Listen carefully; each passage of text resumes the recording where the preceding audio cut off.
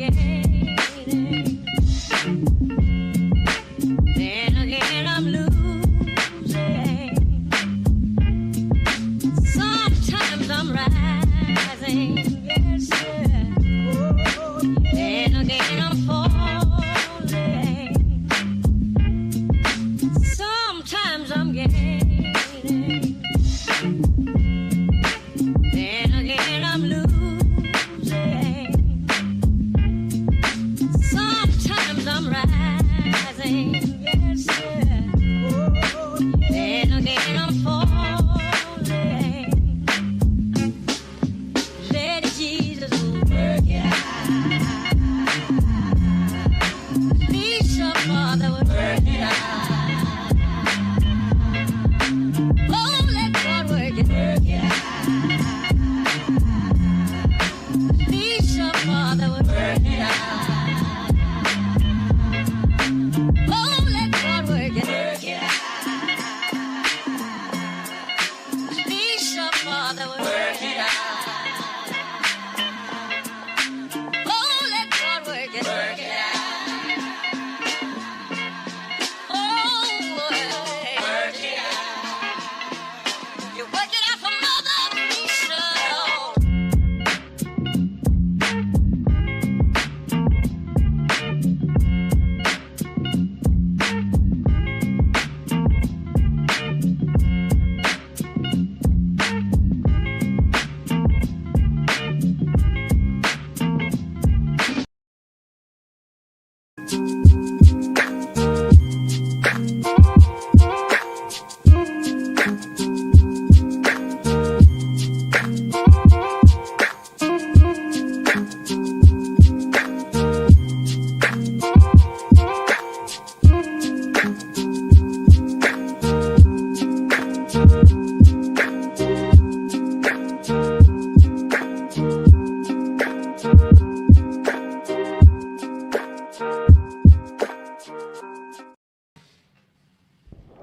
All right. Welcome back, ladies and gentlemen. This is Dr. David Patrick Carey with Church of the Eternal Logos, and we have a sponsored stream. Major shout out to Octavian for choosing the incredible topic of a man who, just talking with you guys in the chat, many people have never heard of, Michael the Brave.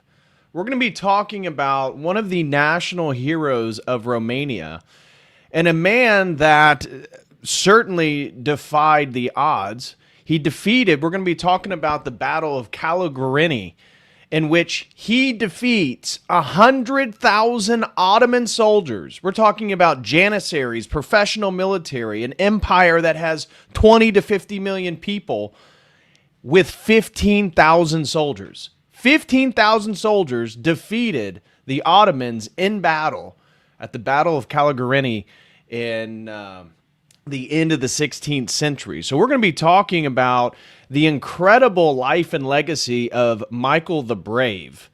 Now, he is the first man in history to unite the principalities of Wallachia, which is, anybody familiar with Vlad Dracula, right? Vlad the Impaler. He ruled the Principality of Wallachia, right? Well, north of that is Transylvania. This was the preeminent, the wealthy territory with much of the Habsburgs and the Poles fighting over it. And just to the east is Moldavia. Now, we did a stream on St. David of Georgia and St. Stephen of Moldavia. And in the same vein, we're going to see another incredible, some of the greatest. I mean, the Battle of Calugareni is still studied at military academies around the world. So we're going to be watching that. But Michael the Brave, I mean, just an incredible man that went basically from, modest, some type of royal lineage. His mother can trace herself back to an emperor of the Byzantine Empire. And then what is alleged, now we don't have proof, but Michael the Brave claimed that he is a descendant of Vlad and the Dracul lineage.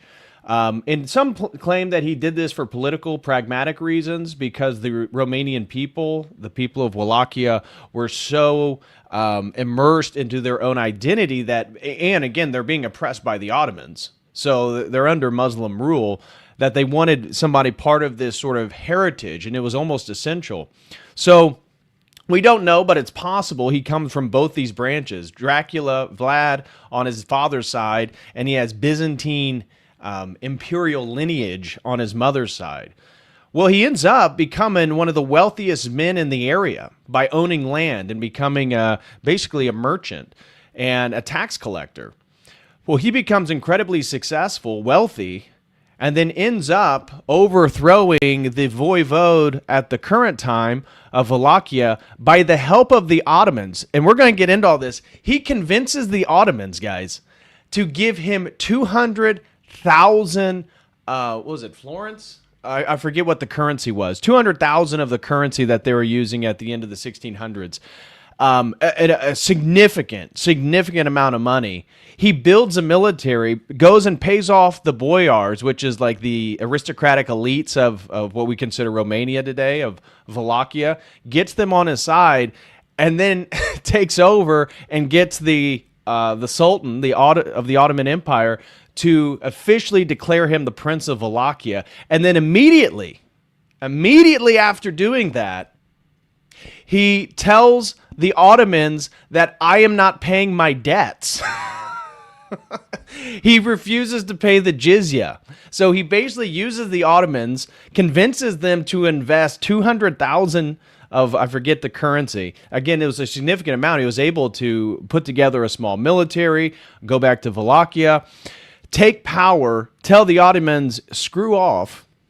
And then at one point, the Ottoman tax collectors come, and he convinces them, Michael the Brave convinces them, hey, yeah, come, I'm going to give you guys a dinner. So he creates, he brings them to this palace, this residential area, has an opulent dinner, wines, breads, meats, cheeses, and all these Ottoman tax collectors are there. And this is some of the, this is multiple people, some of the most important people of this area regarding the Danube, right? The whole Balkans region. They're the tax collectors. And he slaughters all of them. Slaughters all of them at his little residential palace there where he invited these people. And basically declares to the strongest superpower. At this time, we're going to get into the historical context, but at this time, Spain is the global superpower, and the Ottomans are a sort of continental superpower, especially in this region of the world. So the Ottomans, we're talking about 1593, Michael the Brave takes the throne of Wallachia, becomes voivode. So 1517 is the Protestant Reformation. 1453 is the Ottoman takeover of Byzantium. So we're basically almost 150 years after the fall of the Byzantine Empire. And so the Ottomans are dominating, right? They've already conquered the Serbs, the Albanians, the Greeks, the Bulgarians. They're taking pieces. They have half of the Austrian Empire. And then you have these three principalities, which have always kind of been difficult for them. Moldavia, which the Polish-Lithuanian Commonwealth is absolutely interested in. And that is, Moldavia is where we got Stefan the Great. But remember, Stefan comes from the 15th century, the 1400s. Okay, when we were talking about his conquest and his ability to achieve liberation and independence for the Moldavian people in the face of the Ottoman Empire. So that's basically 100 years previous. Okay, now fast forward another 100 years. Now we're at the end of the 16th century, and you have Moldavia, which is really being somewhat ruled by the Polish-Lithuanian Commonwealth. Then you have Transylvania, which is the wealthy out of the three, and it's basically being ruled by, it's certainly influenced by the Habsburgs of Austria. And the Habsburgs at this point, they're ruling both the Austrian Empire and the Spanish Empire. And like I said, we're 1593. The Spanish are the preeminent global superpower in the world, right? 100 years previously, what's the famous song? 1492, Columbus sailed the ocean blue. 100 years previously is when Columbus discovered the Americas. So we're talking about 100 years after that. This is really in the height of the Spanish Golden Age, most powerful superpower in the world, and the Habsburgs rule both Austria and Spain. And it's the Habsburgs. It's going to be Emperor Rudolph II, which again connects with the life of John Dee, Edward Kelly. We talked about all the Hermeticism, the alchemy, right, of the 16th century. And I always told you guys, if you think of the Wild King, the one with like jesters and bare-breasted women and midgets and dwarfs, and it's almost like a psychedelic trip, and you think of like a kingly court and people juggling. That was Rudolph II. This man was very opulent. He was a Habsburg, and he was very much interested in Kabbalah, magic, all this stuff. It's Rudolph II who ends up backstabbing Michael the Brave and ends up being assassinated by the man that he helps in league with the Habsburgs to kick out the Ottomans and basically take back over these territories. Because the sad story, it is sort of overall, it is kind of a sad story with Michael the Brave. He only lives to like 42 to 43 years old. And in that lifetime, incredible battles, as you're going to see. He was a military mastermind, and he didn't even grow up being some type of military figure. He was a self-made man. That's what's so cool about him. And when he unites all three principalities into what is now considered modern-day Romania for the first time in history, it only lasts for a little bit less than a year. And then he has essentially the Polish-Lithuanian Commonwealth at the time. Once you're talking about the end of the 16th century, early 1600s, they are the biggest landmass in Europe, and that is all of Eastern Europe. It stretches all the way from the Baltic, talking about just south of Finland, Sweden, all the way down through Ukraine. And at this point, the Ottomans have Crimea and areas around the Black Sea. The Polish-Lithuanian Commonwealth, massive. Then you have the Austrians and the Austrian Empire, which is ruled by the Habsburg, right next. And then you have the Ottomans. And it's these three powers that basically are all vying for the principality, the new kingdom that Michael the Brave creates. They all want a piece of it. And so at the end of his life, he only gets about 9 months to enjoy his victory and uniting. And he was a big Orthodox Christian. So this is another aspect that we're going to get into. Michael the Brave, oh my gosh, he was actually a devout Orthodox. He's not a saint of the church. He is incredible, what I called him as a warlord. But whenever he conquered, he always gave privileges to the Orthodox Church. He was very explicitly pro-Orthodox. Remember, he's living in a time in which the Protestant Reformation happened. So the religious identity between Orthodox, Islam, Catholic, and now Protestant is all very in the forefront of people's mind, the European mind at this point. Right? So being Orthodox had a unique identity. And during this period, we got Ivan IV over in the Muscovites over in Moscow emerging as a new power and creating essentially the Russian Empire. They conquer Siberia, and all of this is happening at the same time. Michael the Brave, once he takes over Transylvania, this is the wealthy principality. Well, what we see is Michael the Brave, he then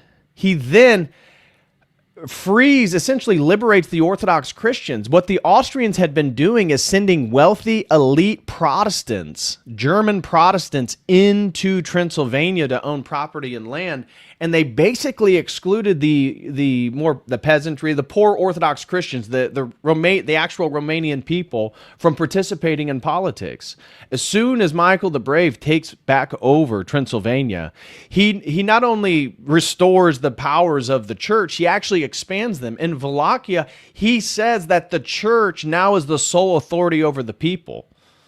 So he was interested in conquering, uniting. He was very explicitly an Orthodox Christian, and he wanted to expand the influence of the Orthodox Church. He very much was viewing all of this in relationship to the fall of the Byzantine Empire, which was only 150 years previous. So this is what we're going to be getting into today. Tons of cool stuff.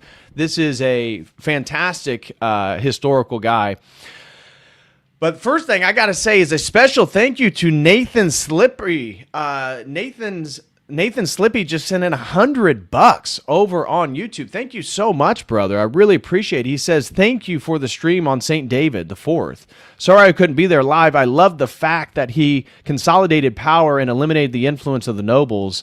That was so validating as an absolute monarchist. Yeah, and honestly, today, this is why a major shout out to Octavian.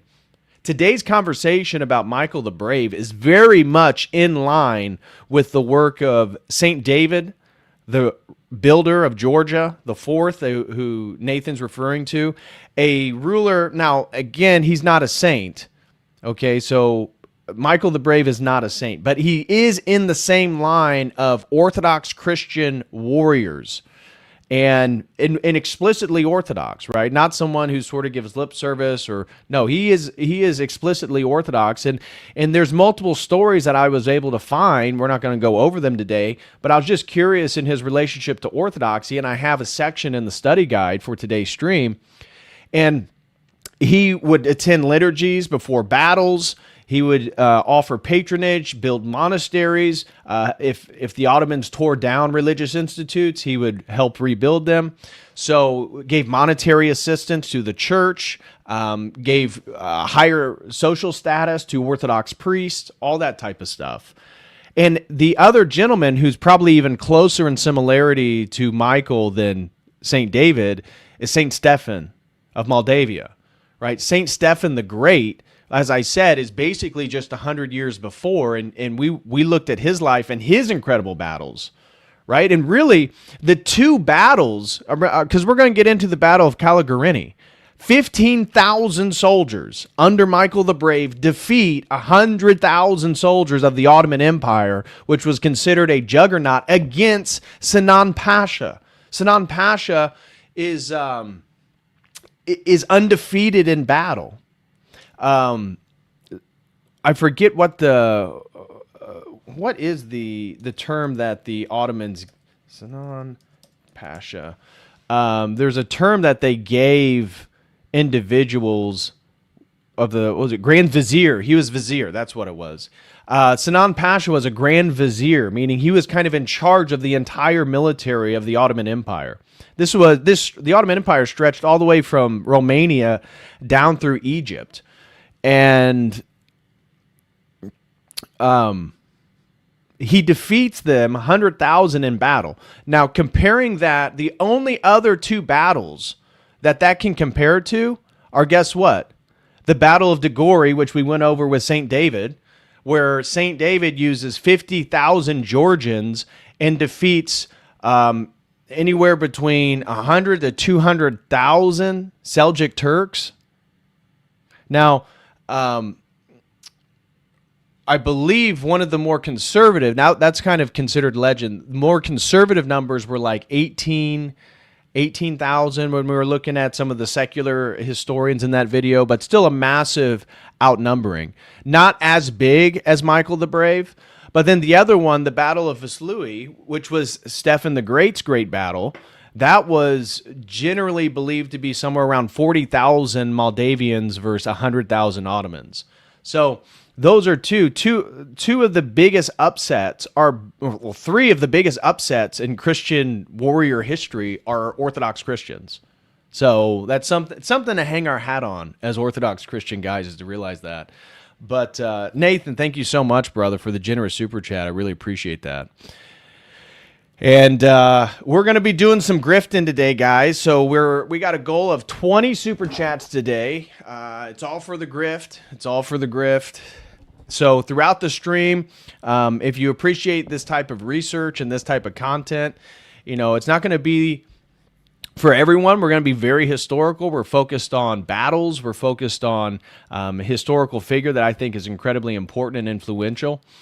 But if you appreciate these deep dives, feel free to support. Also, if you would prefer to use Streamlabs or Dono Chat, they don't take as much as YouTube does, would greatly appreciate that. In fact, I'll check to see if anybody sent in any questions or comments over there.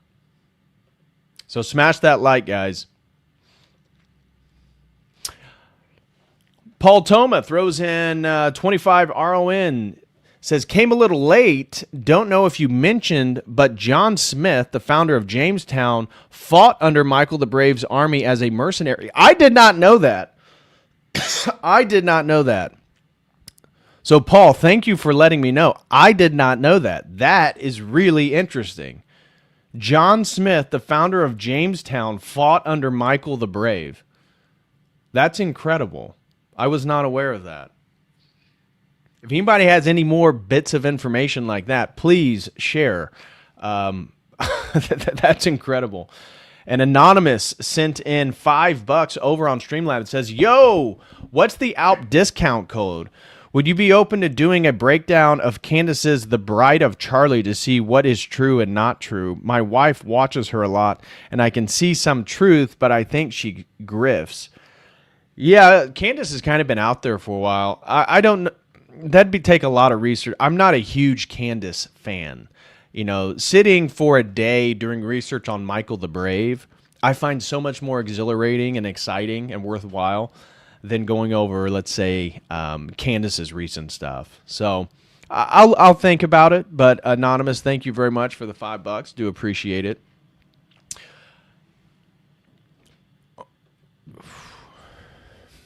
Agatha says, if you don't donate, you're a feminist. I don't make the rules. That's right. That is truth. And Octavian throws in 10, says, thank you for all you do. Octavian, well, thank you, brother. Octavian, the handle that I talked to you with didn't have the 33. Are you the same Octavian who sponsored today's stream? Because if you are, I want everybody to give you appreciation for this. Was a great topic, and I love diving into these historical streams. This one, in particular, Michael the Brave. I was already aware of Michael the Brave before doing all the research for it and diving into it. But I will say I love these historical streams and just growing my sort of mental map. Dude, Octavian, thank you so much, man. Really appreciate it.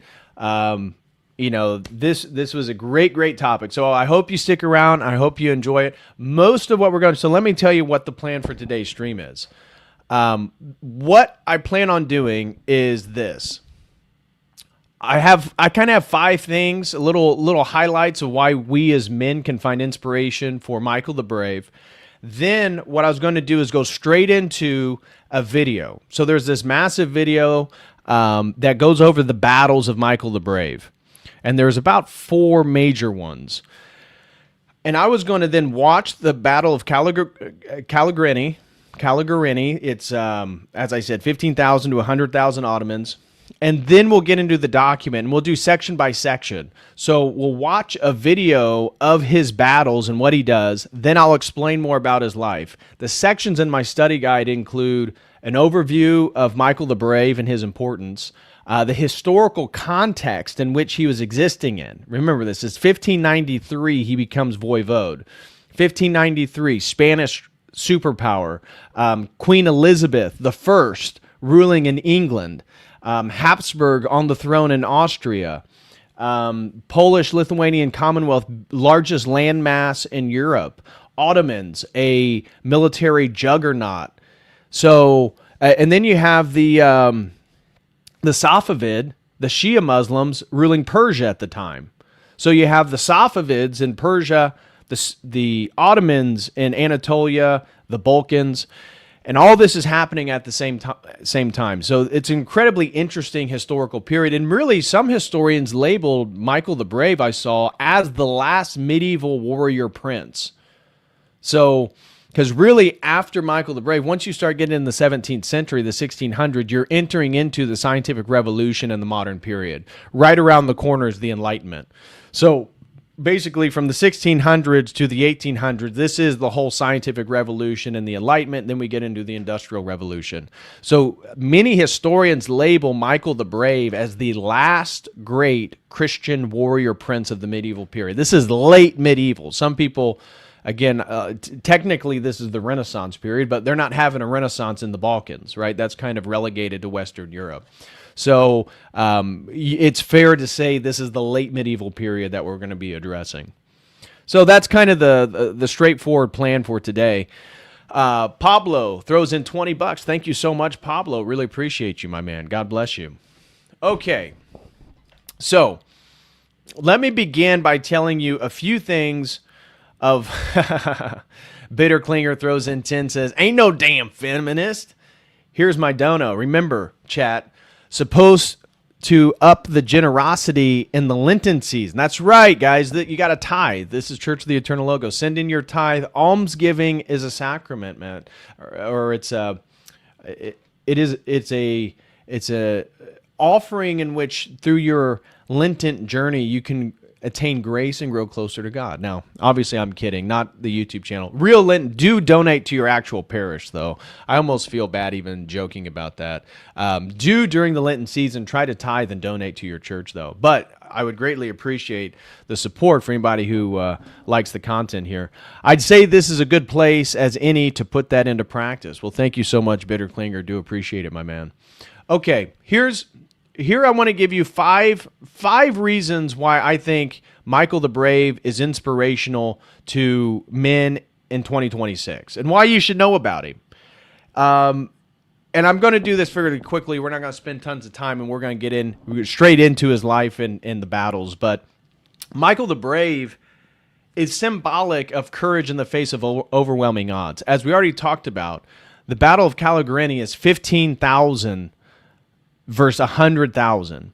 It's one of the most inspiring aspects of Michael's life is that he is repeatedly confronted powers far greater than his own and comes out on top. And even at the end of his life, as we're going to see, he has a series of battles in which he begins to lose everything. His army gets cut in half, destroyed. He immediately has to go to Wallachia and try to fight back for his land, then loses that one.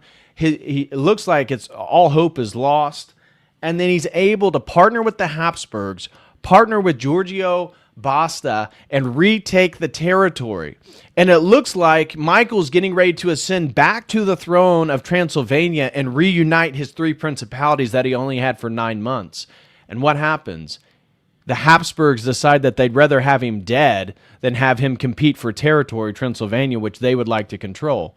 And so he gets murdered, essentially. They cut his head off, and it isn't until days later that followers of Michael find his head and take it back to a monastery in Romania, and it's still there today. So he's facing the Ottoman Empire, the Polish-Lithuanian Commonwealth, the Habsburg monarchy. Again, and the Habsburgs are connected with Spain, which is the global preeminent power. It's the superpower in the world at the time. Yet Michael still chose to fight for the independence and dignity of his people. His victory at the Battle of Calugareni shows this spirit. A smaller force defeating a vastly larger imperial professional force. And this is a lesson that all of us can take, that true courage is not waiting until the odds are favorable. It is acting when something is worth defending, even when success is uncertain. And that's exactly the situation we find ourselves today. You know, so many people feel like they want to make a change in the world or they want to stand up for their values, but maybe it's not fashionable. Well, it wasn't very fashionable to fight for your principalities' independence from the Ottomans when they were literally at like neck to neck battle with the Austrian Empire, which you're not even in the same league with. I mean, many people thought the guy was crazy for even deciding, and it wasn't until they saw his consecutive victories on the battlefield that they, oh, okay, well, why don't we give him some more troops? Maybe he can actually defend off the Ottomans. So the first lesson we can take from Michael is that courage in the face of overwhelming odds is something all of us should aspire towards. We don't, the idea of Sinan Pasha, say the odds were turned and the 100,000 crushed the 15,000. Is that something to really brag about? Of course not. Men of history actually run towards odds in which they're maybe not necessarily in their favor, and they turn them into their favor, as we're going to see in the Battle of Calugareni. Number 2 is leadership requires personal sacrifice. This was a point that I also highlighted with St. David, the builder of Georgia. See, Michael did not rule from a distance. He fought personally in battles and risked his life alongside his soldiers. That's why he's called Michael the Brave. Why is he called the brave? Because the dude would literally lead the charge sometimes. He's the leader of the military, and he's the first one smashing into the front lines of the Ottomans. Now, often he's in the back, surrounded by the reserves, directing military engagement, but sometimes the line gets broken, and he's literally leading the charge. Many chronicles described him leading charges and appearing on the battlefield in the most dangerous moments of the battle. And this reflects an old model of leadership in which rule was exercised and was expected to be the first to take the risk. The ruler was expected to be the first to take the risk, not the last one. And so real leadership means carrying burdens for others and being willing to sacrifice your own personal safety.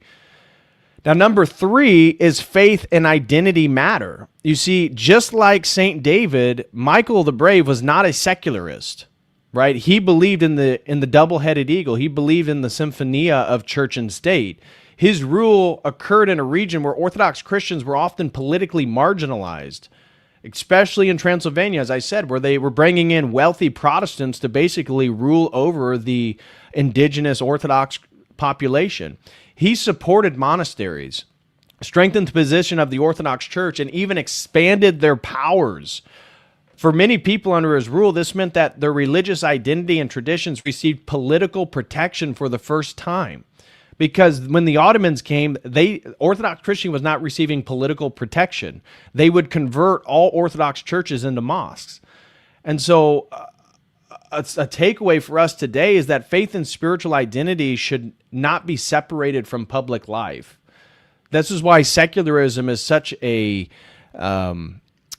imposition to making real change in America or Western civilization in general, because we're already ostracized by the idea that whatever happens in the public sphere and the political sphere is divorced from religion, which is obviously not the case. And once you are religious, you see that everything is spiritual warfare. And so Satan's able to build a battlefield, essentially, where we can't compete on the same grounds because we can't utilize many of our religious institutions as a foundation for social transformation. So strong societies often depend on leaders who recognize the importance of spiritual foundations. And that's what we see with St. David, St. Stephen, and Michael the Brave. Now, number 4, strategic intelligence and adaptability. This is one of the big takeaways from today's stream, is that Michael, again, with 15,000 versus 100,000, he chooses the perfect spot on the battlefield to make his attack, to set up shop and set up his formation, to basically undercut the numerical advantage that the Ottomans have and strengthen his own position. He does this over and over and over again. Sometimes it's a little bit lucky, but it's him also strategizing in all these circumstances. It's just through happenstance, things fall his way. But the strategic intelligence, he successfully navigated complex geopolitical environments by balancing relationships with competing powers. This is very much a Games of Thrones situation. That Michael the Brave is trying to conquer a territory and unite principalities that have never been united in the face of 3 major powers that could crush him at any moment. And so he utilizes, whether it be militarily or politically, terrain advantages for battle, shifting alliances. When he sees that one of his enemies, their alliance shift, maybe he forms a new alliance with them. Opportunistic campaigns. He wasn't doing the old-fashioned, English-style military formation. This was guerrilla warfare. He was against all odds. And so this allowed him to unite these principalities, and it teaches us that strength alone is not enough. Wisdom, strategy, adaptability, being thoughtful and patient are equally necessary for overcoming challenges that we face as men. And so it's not just full-blown aggression, charge forward all the time. In fact, he wouldn't have been successful or been able to do what he did if he thought that way.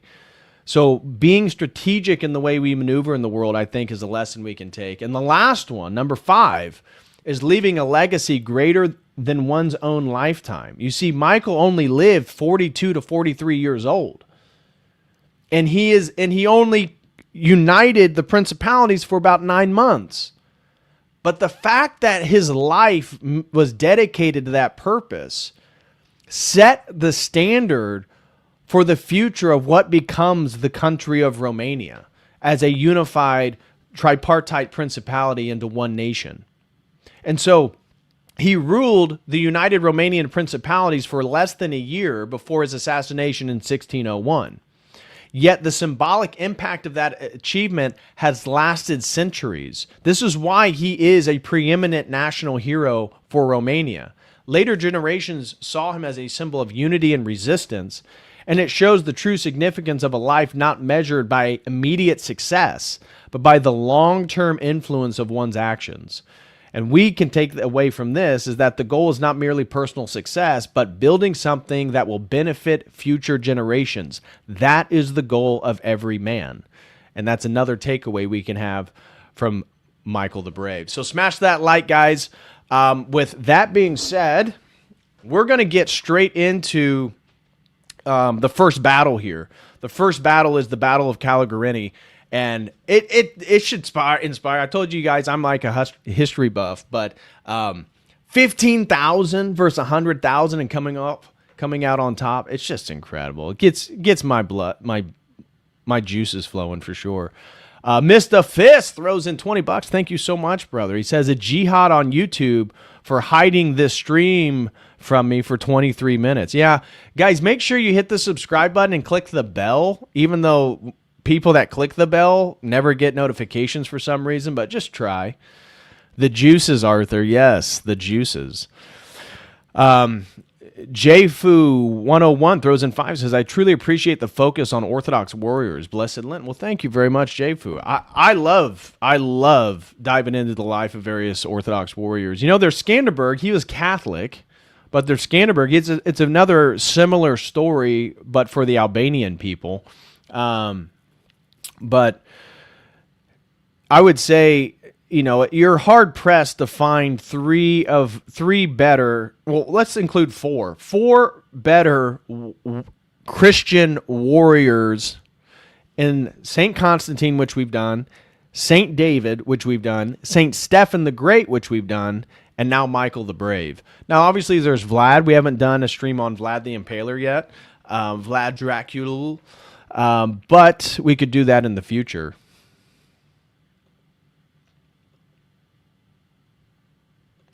Okay. So let's pull this back up, and we're going to go first. Let me, I wanted to give context here. Here's a map of the year 1600. Okay. So realize, look, the Ottoman Empire stretches all the way over. It's basically the former Byzantine Empire, and it cuts through the Levant. It has the Levant and then goes through northern Africa. You see the Principality of Wallachia right here, the Principality of Moldavia, and then the Principality of Transylvania. It's these three principalities that Michael the Brave is going to unite. Here you can see the Habsburg, the Austrian monarchy, of which the Ottomans have taken a portion of. And then the Serbs, the Albanians, Croatians, the Greeks, the Bulgarians, all of them are under total Ottoman control. And then you have the Tsardom of Muscovy. You have Ivan IV over here building up what's going to become the Russian Empire. And of course, they're going to take much of this land back from the Polish-Lithuanian Commonwealth, which, as I said, this is the largest contiguous landmass, like empire, in Europe at the time. It's the Polish-Lithuanian Commonwealth. And they have the winged hussars. Like they are preeminent horseback warriors at the time. Preeminent. So pretty strong power here. Austrian power, pretty damn strong. Then you have the Holy Roman Empire. Germany, as I said, characteristic of German history is it's always fragmented, as you can see here with all these different duchies. And then you have France. You have Spain, which is the preeminent power of the world, and they control basically the southern portion of Italy. And then you have Elizabeth I over here in England. So all of this is going on at the exact same time. And now I want to get into the life of Michael the Brave, and we're going to watch all the way through the first battle, which is the Battle of Calugareni, and this is going to explain a little bit of some of the things I've already mentioned to you so far. Born on January 15th, 1558, Mihai is the son of the former voivode of Wallachia, Hatrashko the Good, and Theodora Cantacuzino. On his father's side, he traces his roots back to Vlad Dracu, the father of Vlad the Impaler, who, in turn, is Mihai's great-great-great-uncle. And through his grandmother, he is the great-great-grandson of Stefan the Great of Moldavia. On his mother's side, he belongs to the Byzantine Cantacuzino family. The prestigious family claims descendancy from the Byzantine Emperor John VI Cantacuzinus. Little is known about Mihai's upbringing, but in his 20s, he became one of the wealthiest people in Wallachian history, holding vast estates in Oltenia, personally owning more than 200 villages. He marries a wealthy Oltenian widow with whom he has one, possibly two sons, and a daughter. By the age of 35, he rises to political prominence, occupying several honorable positions in the state before eventually becoming the Ban of Craiova in 1593. Fearing Mihai's growing power, Prince Alexander III forces him to swear in front of other boyars that he is not of princely descent. By publicly humiliating Mihai like this, Alexander hopes to remove him as a potential rival to the throne. This, however, does not settle the issue. Mihai borrows from Turkish moneylenders in Wallachia and flees the country, fearing assassination. He travels to Constantinople, where he uses his political connections, but more importantly, his Cantacuzino ancestry, to secure even larger loans and persuade the Sultan to back him in his bid to the Wallachian throne. But Mihai has no... Now remember, this is the funny part. He had no intention of ever paying the Ottomans back.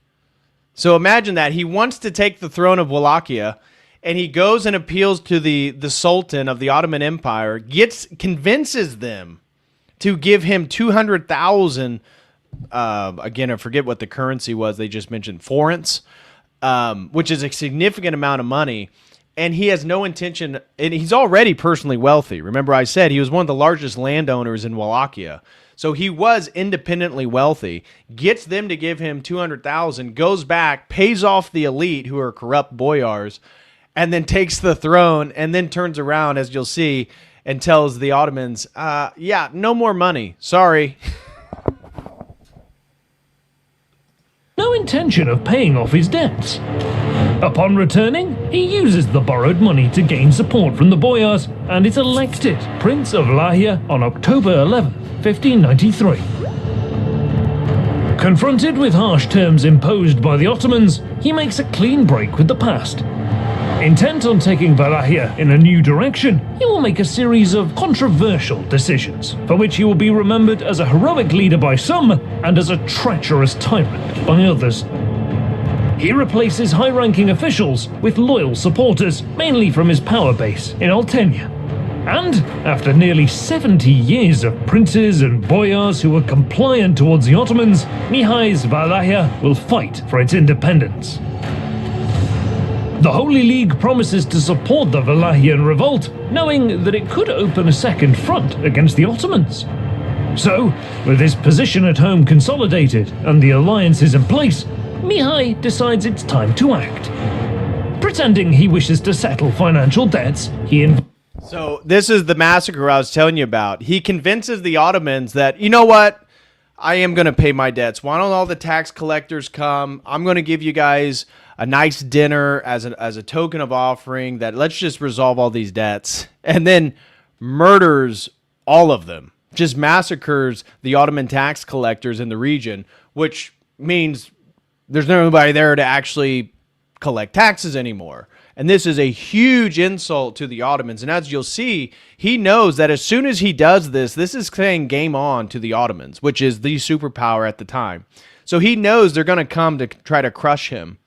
One of the first things he does is goes down to the Danube, the southern border of Romania, where there's all these different military constructs in which are the observation eyes of the Ottoman Empire and just ransacks all of it. Basically just destroys all of the Ottoman fortification along the Danube so that they can no longer be set up shop and essentially spy on what's going on in Romania. And then he has to face the Ottoman Empire. Fights Turkish creditors and, in an act of clear provocation, massacres them together with their large escort of soldiers. With around 8,000 troops at his disposal, Mihai then personally leads a swift attack on the key Danube crossing at Giurgiu. The town is taken and plundered, but the siege of the island fortress guarding the river crossing fails, as troops, ammunition and provisions are sent from the Ottoman side. Mihai returns to Bucharest after learning from his spies that a conspiracy against him is launched by adherents to the Turks, accompanied by a contingent of troops. He sets up an ambush for them, capturing and executing all of the conspirators. Determined to prevent similar So, again, first incidents after, again, sort of consolidating power here is kills the conspirators against him immediately upon battle. Future inroads into Valahia, Mihai marches east, intent on clearing bridges and Ottoman garrisons on either side of the Danube. He successfully besieges important Ottoman fortifications and raids numerous towns and villages in the lower Danube area, leaving utter destruction in his wake, before returning back across the river. Further upstream, Mihai defeats the Ottomans again and takes the fortified town of Silistra, before reducing it to ashes, along with the surrounding countryside. Destruction of important border fortifications in quick succession causes great concern in Constantinople. The Sultan dispatches an army from the south under Mustafa Pasha and redirects a strong Tatar contingent from the Hungarian front to enter Valahia from the west. So, this is technically called the Long Turkish War. And Turkey is, it's not Turkey at the time, it's the Ottomans. But it's called the Long Turkish War. But it's the Ottoman Empire against the Austrians and the Hungarians. As you can see, they already have a whole section up here. That's why they have a whole cohort of soldiers and military personnel up in this area. They're at war with the Austrians. And it's a neck-and-neck battle. It's basically a stalemate, but the Ottomans have already taken a considerable amount of territory, and it's kind of locked at where the lines are now. The point being is the Ottomans are consolidating, bringing in more and more forces over here to smash Mihai here, Michael the Brave. So the long war here is about a 13-year period where Michael is going to align with the Austrians. Now, it's the Austrians, the Habsburgs, that are going to assassinate him. Okay, so he's going to be killed by Rudolf II, essentially. But he's going to appeal to them because once they see Mihai being able to resist the Ottomans trying to smash whatever he's building in Wallachia, they create the Holy League. And the Holy League, he starts to get actual money from the Austrians and the Poles, the Polish-Lithuanian Commonwealth, because they see, well, geez, we might as well just give this guy money. If he's able to keep winning these battles, he's a great buffer to the Ottoman Empire. And so this whole period here is called the Long Turkish War, and the Christians, the Orthodox and the Catholics, have constructed what was referred to as the Holy League. The Tartars advance quickly toward the reported position of the Wallachian army. Little do they know that Mihai received word of their movement. He secretly sends a small force west to set up an ambush while maintaining an appearance that his entire army is in camp just north of Giurgiu. Expecting to encounter Mihai further east, the Tartars fall straight into a trap while marching in a loose formation, losing nearly half of their troops. Mihai subsequently intercepts them and wipes out their army, preventing them from linking up with Ottoman forces approaching from the south. Meanwhile, Mustafa Pasha crosses the Danube to confront the Wallachian prince. Aware of the enemy's numerical superiority, Mihai reacts quickly. Just 4 days after defeating the Tartars, he leads a daring night attack into the Ottoman camp and routs Mustafa's army, forcing them into a disorganized retreat. He defeats the Ottomans in a pitched battle, killing General Mustafa. Mihai then embarks on a... So this is the first Ottoman general he kills in battle, which is already a huge shocker to the territories around them. Campaign of pillage and destruction. Wallachian troops show no mercy, storming several fortified cities, leaving countless towns and villages in ruins. Except for anything that was Orthodox Christian. So I was looking into this, and from what I was reading is even while he's ransacking what we consider today Bulgaria, parts of the Ottoman Empire, churches, monasteries, Orthodox Christians would all be given a pass, all right? So he wasn't just ransacking monasteries and churches or anything. No, he was deliberate in what he was doing, but he was trying to cause as much damage to the Ottomans as possible. With the civilian population suffering the most. Another Ottoman general, Hasan Pasha, takes over Mustafa's retreating army and attaches it to his own contingent. Mihai gives battle and completely destroys Hasan's army, killing the Ottoman general, along with the Crimean Khan's son that was accompanying him. Mihai then retreats back to Wallachia with a vast plunder. He comes to the aid of Aaron the Tyrant in attacking Prela, Kilia, and other Ottoman positions. With the lower Danube area and the Danube Delta secured, supply lines to the Ottoman army in Hungary are virtually cut, which significantly slows their otherwise successful campaign against the Holy League. Mihai renews his attack, devastating parts of northern Bulgaria, pushing deep into Ottoman territory. At one point, he reaches within 1 day's march from Constantinople itself, before turning back after assistance from the Holy League fails to materialize. Many in the Ottoman capital begin referring to Mihai as king and even emperor, spreading rumors that he might take the capital at any moment.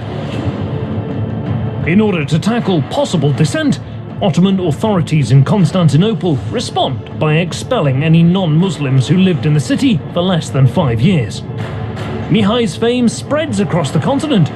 Many warriors, sellswords and mercenary companies flock to join him.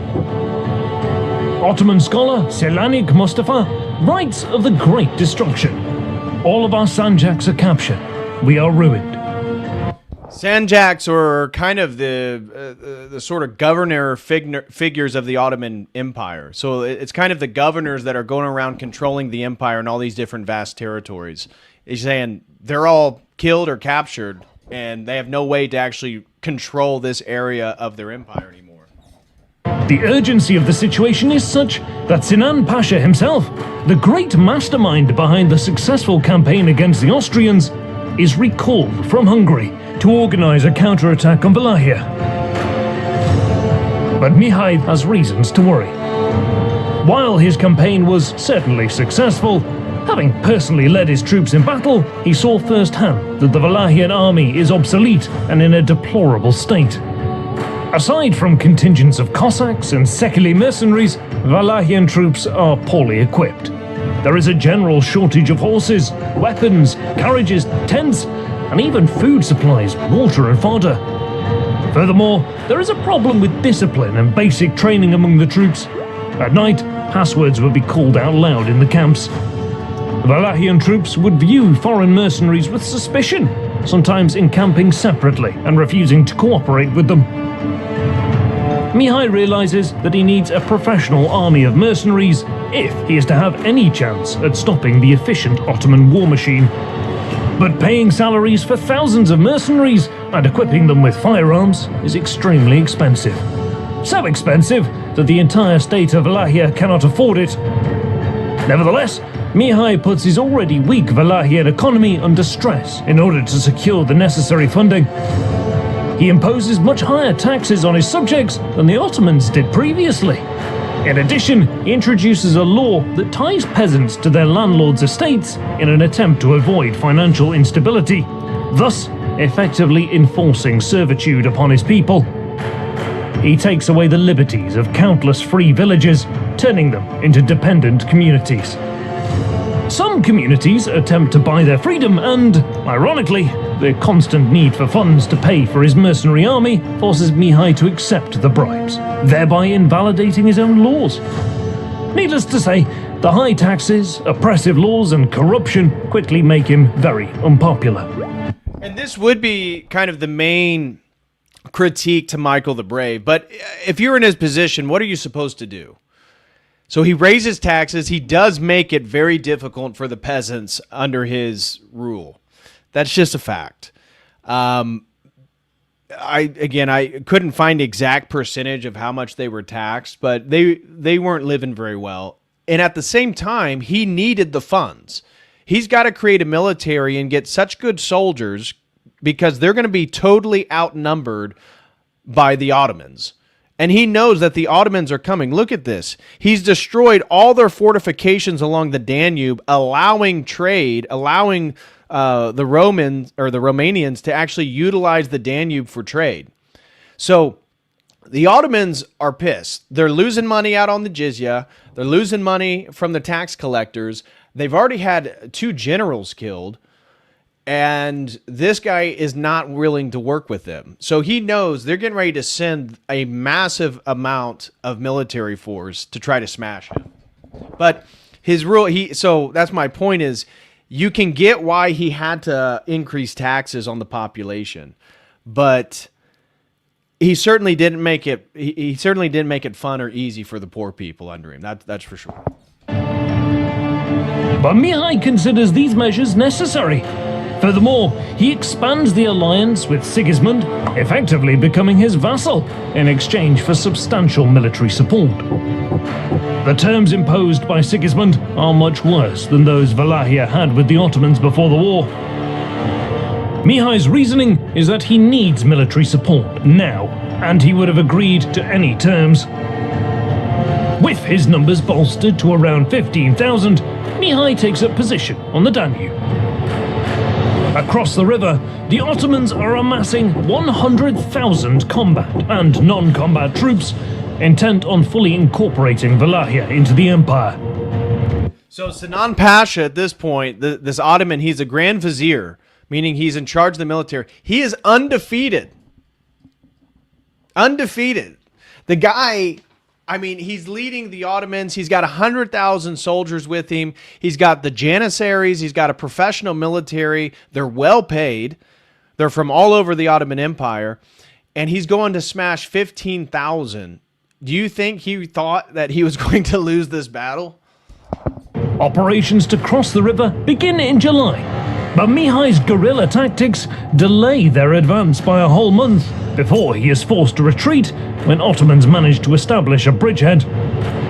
Mihai stops his army and makes a stand near Calugareni.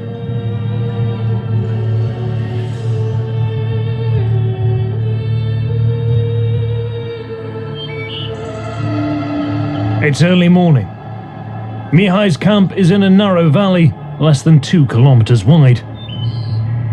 Hills and thick forests surround the Wallachian position on 2 sides. Numerous streams flow down into the Nyajlov River, forming a largely impassable swamp. A single road goes across a bridge through the swamp, connecting Giurgiu and Bucharest. And this is what we were talking about with the strategic intelligence. How? Because he knows they're going to be outnumbered. How does he nullify the number of soldiers he's getting ready to come up against?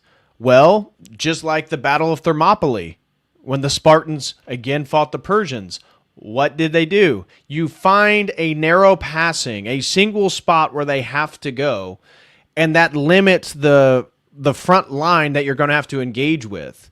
And that was exactly the plan here, is that there's only one bridge to get across to where they need to go to smash Michael. So he then takes the military and sets up shop to lull them in a trap to get them to chase them across the bridge.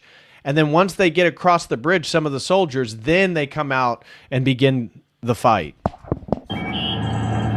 Knowing that the Wallachian army is somewhere in the valley, Sinan dispatches scouts to find fords across the swamp and stops his column so the rest of his troops can catch up. The aggressive Mihai goes on the offensive, wanting to engage the Ottomans while only a part of their army is present. Sinan shores up his ranks and readies the men, just in time.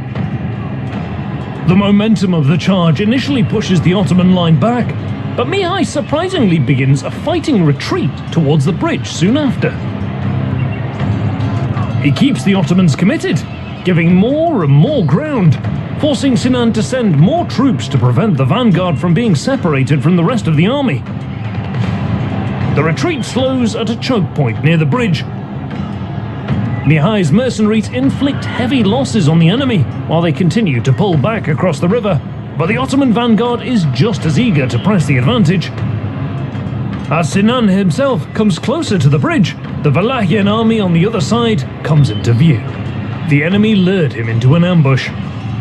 Mihai's cannons open fire from the other side of the river.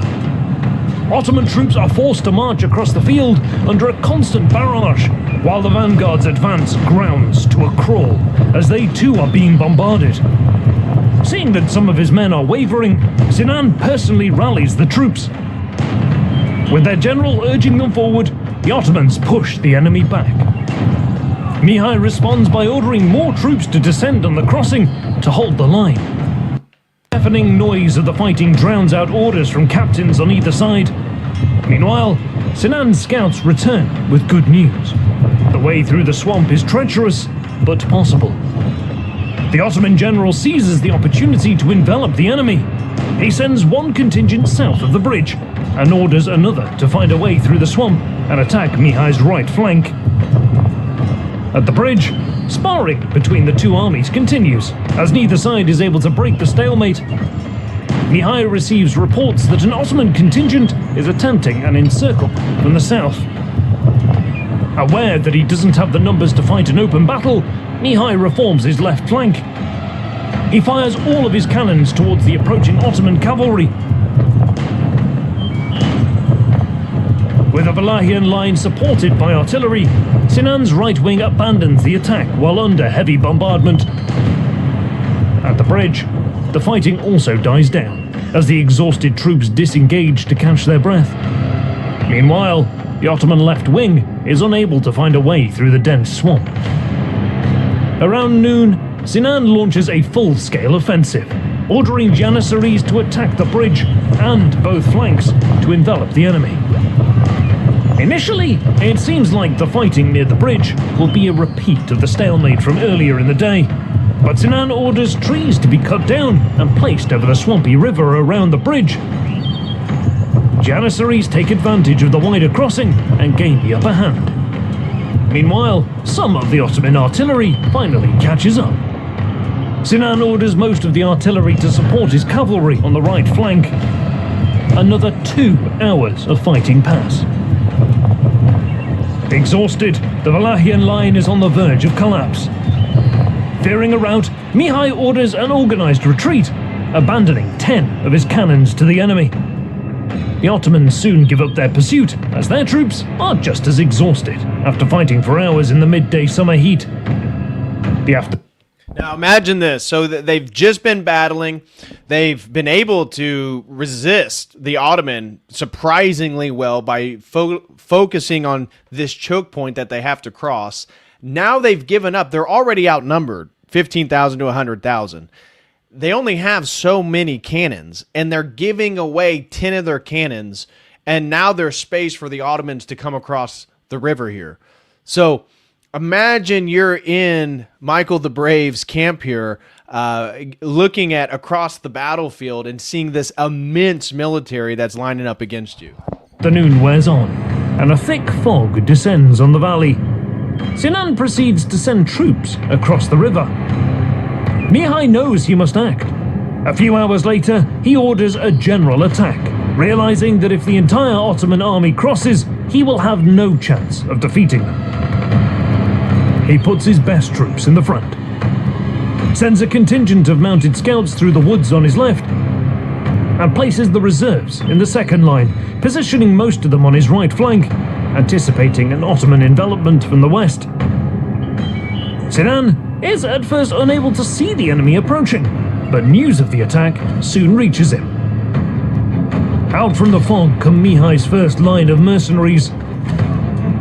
In a sustained attack, the Wallachians tried to push the Ottomans back towards the bridge, but Sinan's troops proved their mettle and managed to hold the line. Aware that it is only a matter of time before the momentum of the Wallachian attack withers away, Mihai puts his life on the line, attempting to reinvigorate the men.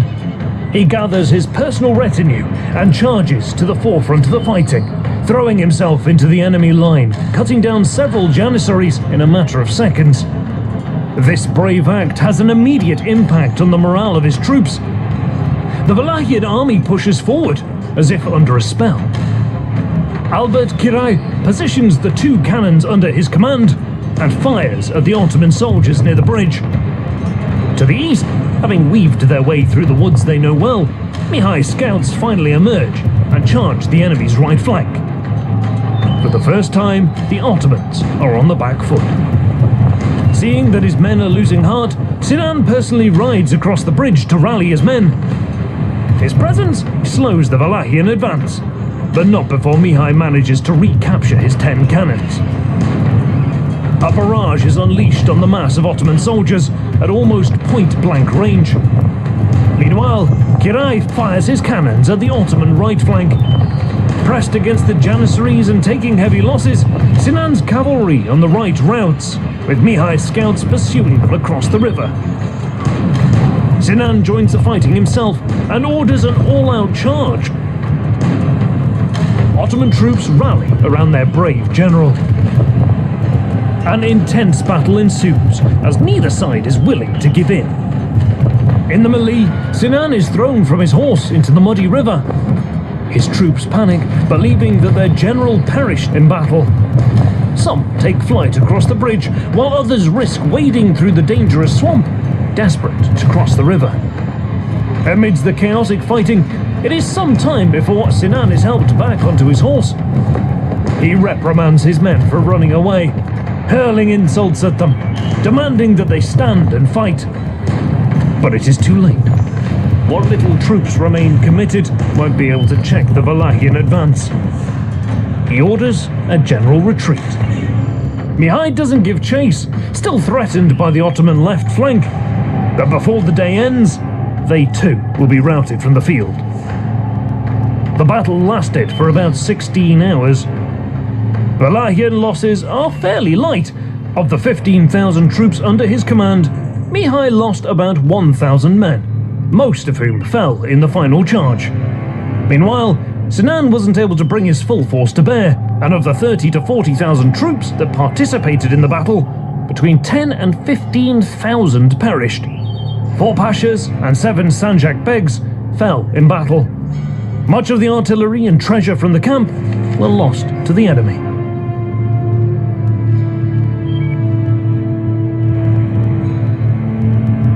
But Mihai didn't enjoy his victory for long. Vastly outnumbered, he realizes that he cannot continue a full-scale war against the Ottomans. And, on the very night after the battle, he retreats north into the mountains, where he waits for reinforcements from Sigismund and the Holy League. So, it's kind of a surprising move, but it makes sense, right? So Michael, he defeats them in the Battle of Calugareni, but he realizes that they have way more troops still. They could still send more and more contingents from Constantinople or other parts of the Ottoman Empire.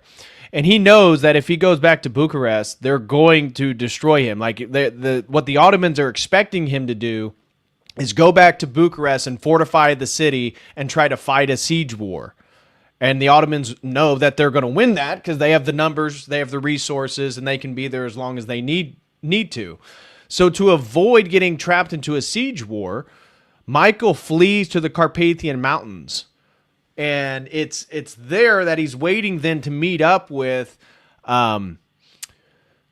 Transylvania and the Austrians to hear about the Holy League, what they're going to do next. And he's waiting for reinforcements, money, anything. And during this point, the Ottomans are basically going to ransack Wallachia. So that is the opening battle. So what is the significance of Calugareni? Well, it is at Calugareni that the whole world, or at least that the Balkans for sure, become aware of Michael the Brave and his skill set. And so it's from that battle that the Holy League's like, well, okay, maybe we should send this guy some money. He seems to be able to actually win battles against the Ottomans. He's killed 2 generals. He's fought off conspirators that were going to try to overthrow him, and he just defeated Sinan Pasha in a battle against all odds. So this really cements the legacy. But as I said, the real goal of Michael the Brave is to consolidate these 3 principalities, Transylvania, Moldavia, and Wallachia, into what we would consider modern-day Romania. And so that is still yet to come, and we're going to watch the battles that unfold for that to occur. But before we do, let me just go over a little bit of my document here quickly. This study guide, again, is available for anyone over at the Logos Academy. And so if you would like to join and get access to all of the study guides and documents I put together, you can do so with this link right here. So what we got here is a little overview. Much of it I've already said. So much of what we've already said here is already been addressed. Long Turkish War. This is a major Christian Ottoman confrontation. This is where Michael, again, the Battle of Calugareni has now submitted him as the leading front, the vanguard of the Long Turkish War, with the Holy League saying, well, we might as well give this guy some money. So his early life, again, he became voivode, born in 1558, as we said. He was voivode, Prince of Wallachia, in 1593, after convincing the Ottomans to give him all this money so he could basically build himself up and then take power, and then turn around and tell the Ottomans, yeah, I'm not going to be paying, and actually, let's settle our debts, and then kill all the tax collectors. His rule must be remembered not as a romantic nationalism, but as a frontier Orthodox statecraft under Ottoman suzerainty. Meaning, this is not like folk hero legend. This is a real man struggling for liberation and independence against all odds of the Ottoman Empire. Military campaigns and anti-Ottoman resistance. Like I said, he joined the Christian coalition called the Holy League, and he utilized guerrilla warfare, defensive terrain exploitation, Carpathian geography, and then diplomatic balancing between Habsburgs and Ottoman power. He would go back and forth, play each other against each other. The 1600 Union, so this is the brief period in which he's able to find them. We're going to watch the battles that lead up to this, but briefly able to consolidate and create what we would consider Romania. He took control of them towards the end of 1599. For a brief period in 1600, he ruled all 3 Romanian principalities simultaneously, and this is why he is central to Romanian historical memory. However, this was not a modern nationalist unification project. It's going to fall apart right after him because 3 major powers want what he has. The Ottomans want Wallachia, the Austrians want Transylvania, and the Polish-Lithuanians want Moldavia. It was a military political consolidation within the framework of dynastic and strategic survival. The idea of a unified Romanian nation-state belongs to the 19th century. But religious and ecclesial significance, he's defender of orthodoxy against Ottoman Islam, patronage of monasteries and church institutions, balancing Catholic Habsburg influence in Transylvania. Transylvania was religiously complex. They had Calvinist Hungarian elites, as I said, Catholic pressures, Orthodox Romanian majority often more marginalized, and Michael's campaigns temporarily elevated Orthodox political standing in Transylvania. He represents one of the last pre-modern Orthodox warrior princes of the Danubian world in the lineage of Stephen the Great, Vlad Dracula, Constantine Palaiologos. And then conflict with Habsburg. Eventually, he's going to be assassinated, as we're going to see. Rudolf II is going to go behind his back. Michael's powers destabilized. The unification that he has gets broken up, and he clashed with Transylvanian nobility, who basically wanted to overthrow him. Habsburg commanders feared his independence, and so in 1601, he was assassinated on orders of General Giorgio Basta, who he got his orders from Rudolf II. And his death illustrates a recurring pattern in Orthodox frontier politics. Orthodox rulers were often crushed not only by Ottomans, but by Western Christian power politics. So obviously the Ottomans are the great antagonists in our story today, but they're not the ones that ultimately backstab and kill Michael. It's the Catholics that do that. And so why is he historically important? Well, it's the prototype for the Romanian national state. The Orthodox frontier kingship. Michael exemplifies a model of rulership, military charisma, religious legitimacy, diplomatic agility, sacrificial death. He stands at the twilight of medieval Orthodox warrior statehood. Civilizational border figure. He operated at the meeting point of Islam, Catholic Habsburg power, Protestant Transylvanian aristocracy, and Orthodox peasantry. And obviously, he's a memorable figure in Romanian history. Now, here's the section that I have on Michael's historical context, right? Because it's always important when we do these historical streams, what is going on in and around? What is the situation that he's living in? Well, the world around 1600 is a multipolar imperial age. Around the year 1600, global power was dominated by several large imperial states.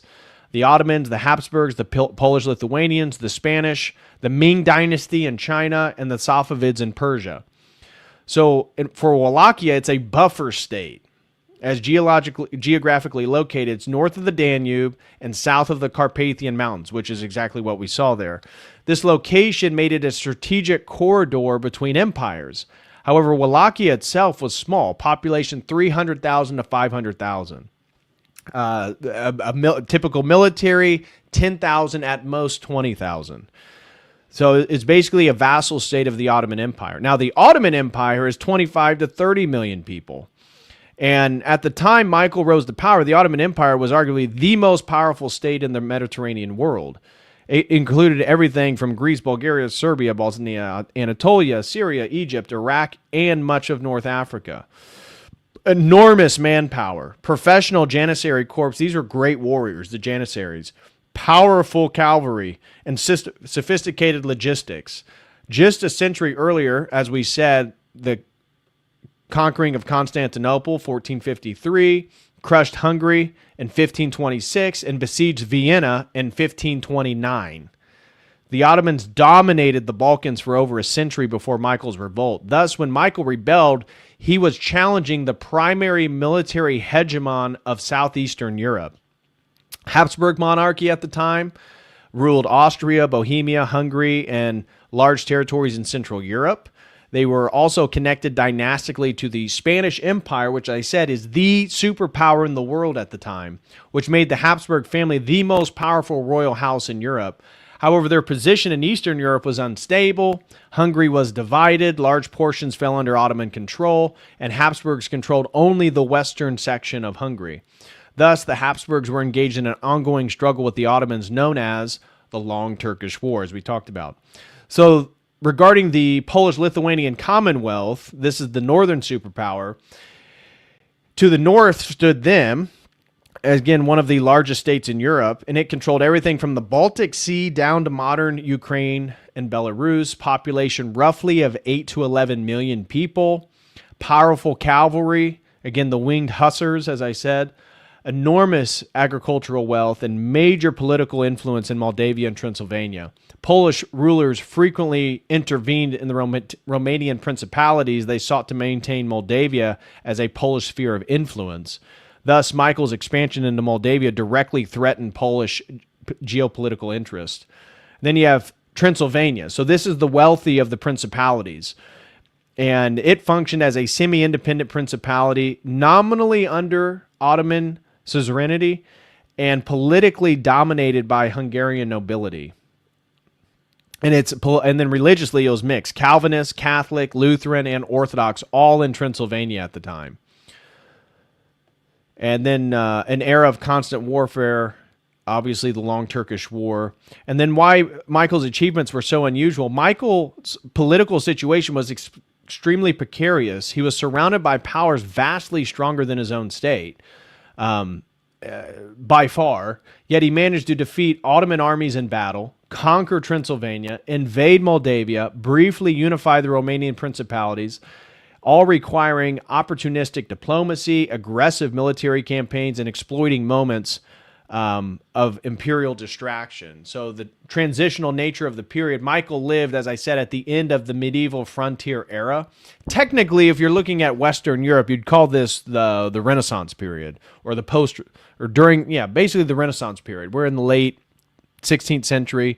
But this is Eastern Europe. They're not experiencing the same Renaissance that, Florence is experiencing.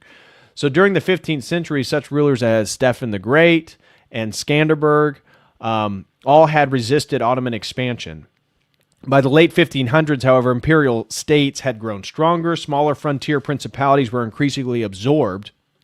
That's what makes Michael even more interesting, is that Michael represents one of the final attempts by a regional Orthodox prince to create an independent power base between the great empires. So that's what is interesting, is this is not as divided as maybe it was in earlier historical periods. We're seeing the consolidation of the Austrians and the Poles and the Ottomans. And so for him to try to break out and have his own small little nation, it's even more difficult now than maybe it would have been previously. So that's one of the interesting caveats about all this. We'll get into his relationship to the Orthodox Church after the next section. So why don't we get into the next battle, the next portion of his life, and then we'll get into his relationship to the Orthodox Church.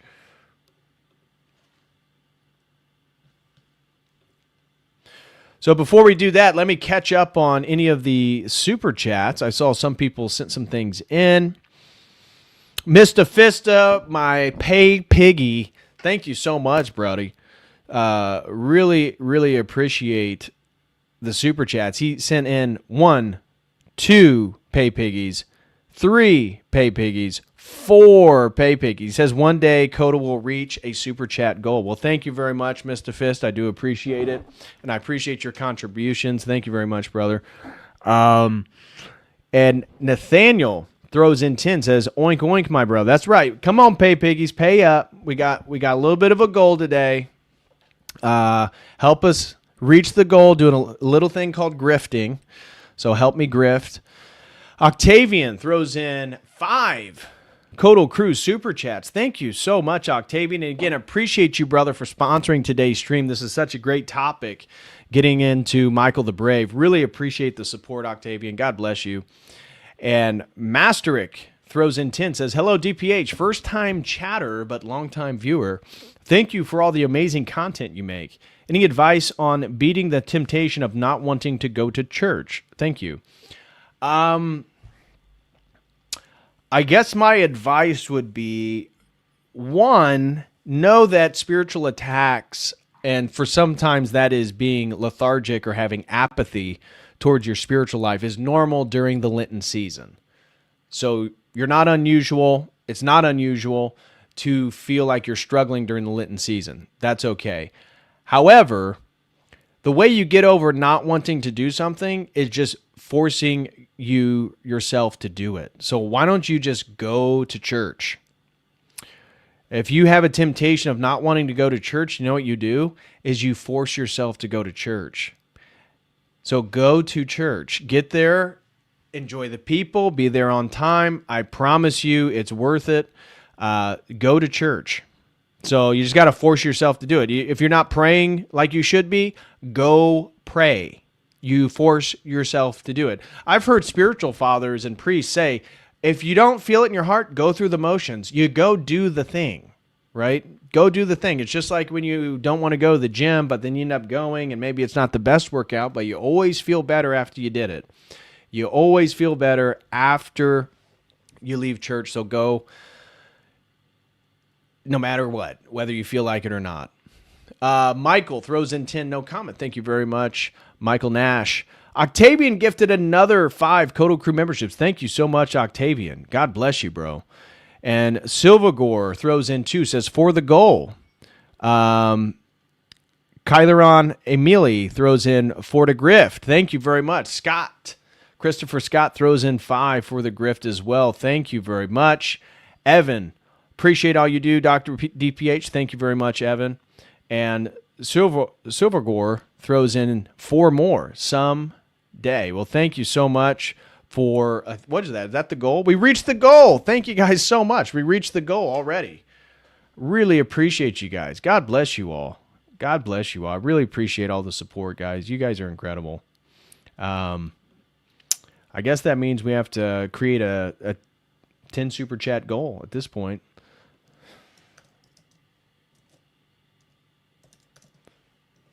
All right.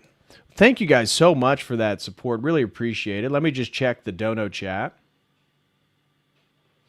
Over on Streamlabs, it looks like we got a $5 super chat from Microcephalic Dog Expert. Microcephalic Dog Expert throws in 5, says, great job. Well, thank you, Microcephalic Dog Expert. Do appreciate the $5 super chat. So thank you guys so much on reaching that goal. I really appreciate all your guys' support. Now, let's turn our attention to the next portion of the story of Michael the Brave. And this has to do with after he's already pissed off the Ottoman Empire, he's defeated them at the Battle of Calugareni. He's now on the run, goes up to the Carpathian Mountains to hide out while Sinan Pasha begins ransacking Wallachia.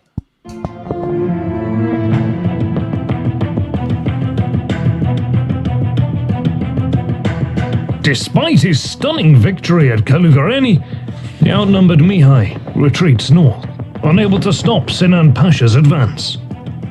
The two capitals fall just 3 days after the battle.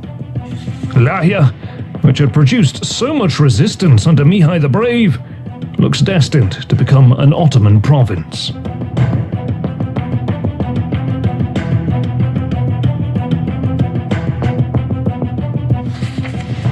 During centuries of Ottoman domination, Vlahia continued its existence as a political entity through careful management of relations with Constantinople.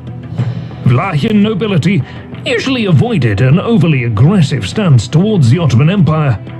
In most cases, the voivodes accepted the suzerainty of the Sultan and sought good relations by paying tribute and bribing important officials. But Vlahian voivodes have equally shown that occupying their lands would be met with harsh resistance. And since the principality lacked valuable natural resources, like gold or silver, from the Ottoman perspective, it was more profitable to keep Vlahia as a tax farm than to engage in costly wars and occupation.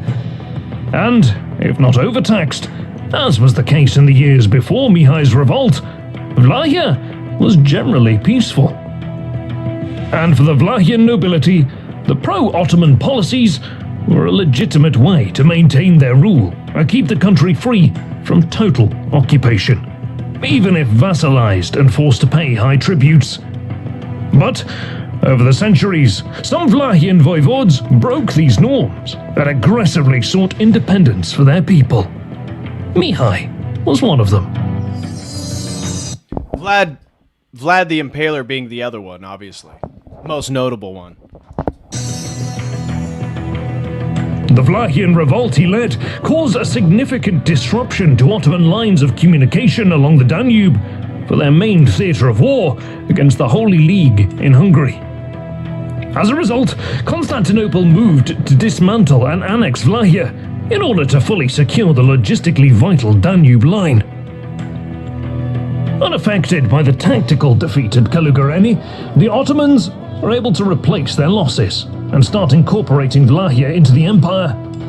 The initial military takeover is swift, as nearly all towns have neither castles nor stone walls. By late August, Ottoman officials are already put in charge over large parts of the country. However, by September, Sinan's preparations for permanent occupation are not going well. The Akinji raiders are plundering and ravaging the country, leading to fierce local resistance and widespread instability. Vlahian rebels clash and defeat several groups of Akinji forces, most notable of which is the massacre of 5,000 raiders near Buzău. Despite these setbacks, it is only a matter of time before the Ottomans have Vlahia firmly in their grip.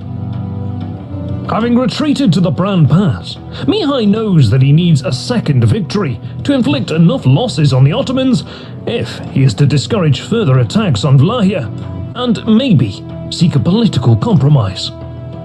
But in the weeks following the Battle of Calugareni, many Vlahian peasants leave his army to defend their homes from Akinji attacks. This significantly weakens his ranks. In addition, the fall of Bucharest and Târgoviște is an indication to the nobility that Mihai had lost the war. Thus, many nobles east of the Olt River see no reason to follow him anymore, and they too withdraw their troops.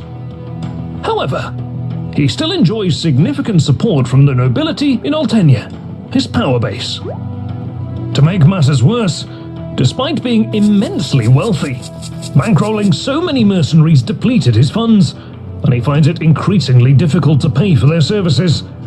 Some leave his army to look for employment elsewhere, but others stay, as finding well-paid employment in the region isn't that easy, because the market is flooded with cheap manpower after the destruction of the countryside and the abandonment of many towns, as well as the ending of the harvest season, left many looking for work. As a result of all these factors, Mihai's army is down to 8,000 men, and the Transylvanian reinforcements can't come soon enough. However, while Vlahia is being pillaged, Sigismund decides to get married before marching south. By forcing Mihai to wait until his wedding is over, Sigismund, perhaps, wants to show who's in charge. But by October, the Transylvanian voivode finally arrives with his army. Help also comes from Moldavia. Stephen Razafan, a highly competent military leader and voivode who is very popular among his men, arrives with his contingent. The three voivodes waste no time. Their combined army numbers around 32,000 men and 100 cannons. It is agreed that Mihai devise a plan for a swift advance, aiming to attack Sinan's position before he can fully organize his army. At this time, Sinan has up to 40,000 combat troops at his disposal, while the rest are dispersed across Vlahia. Armies of the three voivodes advance on Târgoviște. With 40 cannons, the Ottoman garrison offers stiff resistance. Over the next 2 days, much of the town is engulfed in flames during an intense artillery battle. The Ottoman garrison finally retreats, fearing that their storage of gunpowder could explode, but most are eventually killed in the burning city or taken prisoner. All 40 cannons, as well as many supplies and weapons, are taken by the advancing army.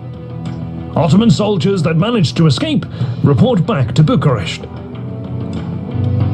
Upon learning of the approaching army, Sinan decides to retreat south across the Danube and regroup. Not wanting to leave anything for the advancing enemy, the Ottomans sack and burn Bucharest and blow up the wooden fortifications. He reasons that it would be risky to go against an army of that size, which includes a very strong contingent of heavy cavalry, professional infantry armed with arquebuses and pistols, and nearly 150 artillery pieces. The retreating column is hastily organized. Sinan places himself in the front, along with his advisors, high-ranking officers, and the most valuable troops. The center of the column is rather mixed, while the Akinjis, who are usually fast and agile-moving, form the rear due to being weighed down by plunder and slowed by thousands of slaves that they captured over the past several weeks of raiding. In order to catch the fleeing Ottomans, the three Romanian voivodes pass by Bucharest, sending only a small Moldavian contingent to enter the city and continue marching on the road to Calugareni and Giorgio.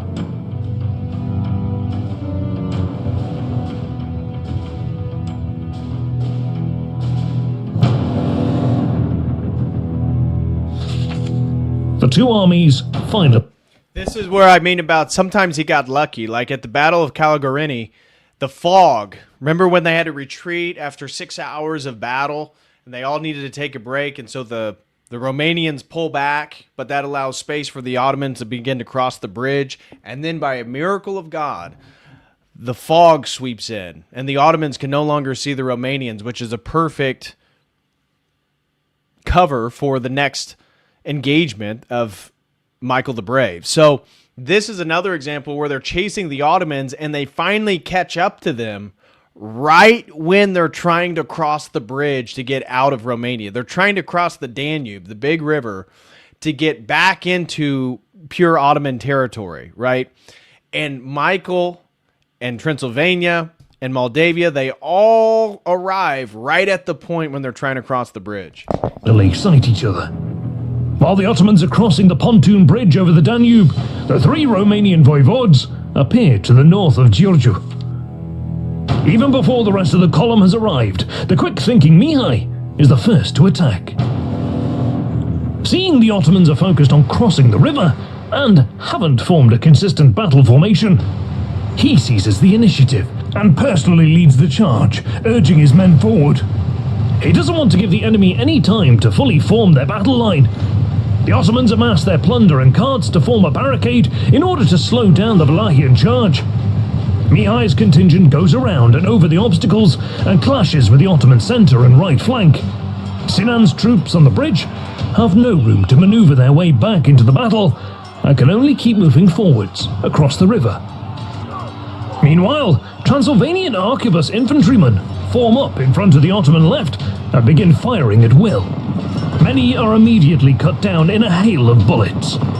In the centre, the Ottoman barricades locked Mihai in a bitter fight against the Akinji cavalry. Nevertheless, the Wallachians slowly push towards the river. Further back, Transylvanian and Wallachian cannons are brought into position, and they open fire on the retreating army. Can you imagine that? They just pull up behind the Ottomans while they're trying to cross the bridge, line up. I remember what they just said. They had somewhere close to 150 artillery pieces. They line up their artillery pieces right there on the banks and just start leveling Ottomans while they're trying, and they have no defense. As Sinan and his most valuable troops cross to the other side, the bridge behind them catches fire. Engulfed in flames, many soldiers jump into the river. Minutes later, the damaged bridge collapses, taking with it the unfortunate soldiers, horses, and pack animals. Most of them drown in the Danube's strong currents. Across the river, the Akinjis and many others are now cut off, unwilling to let go of the plunder and slaves they had captured, which are slowing them down. In the chaos, some of the horsemen are still trying to retreat across the river, unaware that the bridge had collapsed. By now, they are heavily outnumbered and quickly start suffering massive casualties.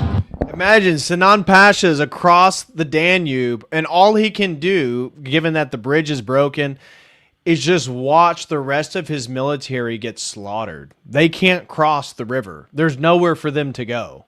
It's over. After hours of fighting, the Ottomans lost about 3,000 men, while another several thousand were wounded. 6,000 slaves are freed, 150 camels, as well as much of the supplies, weapons, and artillery, are left behind. Mihai got his victory. The Ottomans don't even have their cannons on the other side of the river because they're one of the last things that they'll pull across. It's usually at the end of the marching formation. So they don't even have their artillery pieces, which again, Mihai, Michael the Brave, and the rest of the voivodes, they're getting ready to take all the artillery that the Ottomans had. But there's nothing they can do. It's not like if they had their cannons, at least they could turn them around and try to hit the Romanians with them. They can't. The Battle of Giurgiu marks the end of the Ottoman ambition to transform Wallachia into an Ottoman province. Moreover, the battle impacted the fate of the Akinjis as a military institution. The famous horsemen, who had the mission to plunder and weaken enemy territories, were already in decline by the late 16th century. But after the Battle of Giurgiu, their operations became minimal, as the style of warfare across Europe began to change. But it's important to note that just as the Akinjis raided Christian lands during peacetime, so too did Christian forces raid Ottoman lands. These raids did not break peace agreements and were practiced by both sides almost every year. This is why the populace that lived in affected areas hated these raiders. And on the battlefield at Giorgio, most of the Vlachian, Moldovan and Transylvanian troops were born and raised in areas that were ravaged by the Akinjis. Needless to say, they hated them and therefore massacred them all, renouncing any ransom. Finally, after hours of fighting, the bridge was cleared and some of the Ottoman troops retreated to the castle of Giorgio, which was attacked on October 19th with 12 cannons of the Toscan artillerymen that were brought closer to the shore. Ottoman ships tried to intervene to stop the bombardment, but were prevented by the Vlachian and Transylvanian artillery. 2 ships were eventually sunk. The Ottoman garrison in the castle made a brave last stand, staving off several assaults while under heavy bombardment. But after hours of fighting, their numbers dwindled, and the castle eventually fell 1 day later.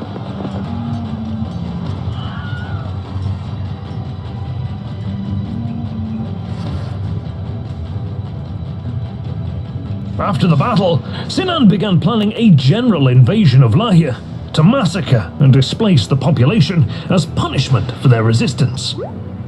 From a military standpoint, this was a reasonable and effective measure, which was successfully implemented in other problematic regions as well. But Sinan never got the chance to execute his plans. His retreat from Vlahia was regarded as shameful. The man who had masterminded so many victories in Hungary against the Holy League was stripped of his position as Grand Vizier. Across the Danube, Sigismund fulfilled his duty of providing support to Mihai and retreated to Transylvania to avoid keeping his army in the field when the snow falls, as mercenaries and vassals demanded more payment during the winter. Razvan returned to Moldavia, but during his absence, Polish noblemen brought the pro-Ottoman pretender Jeremiah Avila to the throne. Razvan fought to regain the throne, but was defeated. With Jeremiah recognized by the Sultan, Mihai became threatened by a potential Moldavian military intervention. You see what's going on here? The Polish-Lithuanians, see, now they feel like, oh, well, you know, Stefan Razan, the voivode of Moldavia, just joined Michael the Brave in defeating the Ottomans. Well, what's the first thing that the Polish-Lithuanians do? Again, Game of Thrones. They then put a pretender voivode on the throne in Moldavia because he's pro-Ottoman. And since therefore the Polish-Lithuanians get the line up with the Ottomans, they're both on the same team. And then they issue the Moldavians to go in and take out Michael the Brave in Wallachia. Conflict seemed inevitable, and the war with the Ottomans also continued. But Vlahia was mostly in ruins. Many peasants fled, leaving some areas depopulated. Towns suffered massive damage. This made the collection of taxes very difficult, which further worsened Mihai's financial situation. In order to start rebuilding the economy, the fortress of Brela was attacked and conquered. As one of the most important ports on the Danube, Brela immediately alleviated some of Mihai's financial problems, thanks to the highly valuable commercial taxation. In addition, by controlling Brela, Mihai gained a strategically important position against Moldavia. He could attack and then retreat to the fortress, while Moldavia had no fortresses in the south of the country. All of them were dismantled on the orders of the Sultan. Ottomans responded by sending Tatars. And those were fortresses. Remember, Stefan the Great, he built up Moldavia. He built all the fortresses, the monasteries, churches all over the country.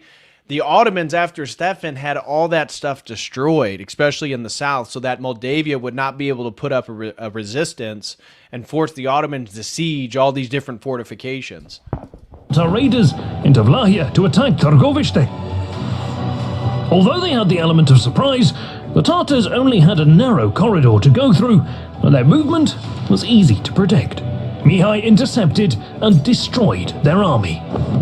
Meanwhile, another operation was launched in the west to take the fortress of Vidin, while Mihai marched south to conquer the fortress of Nicopolis.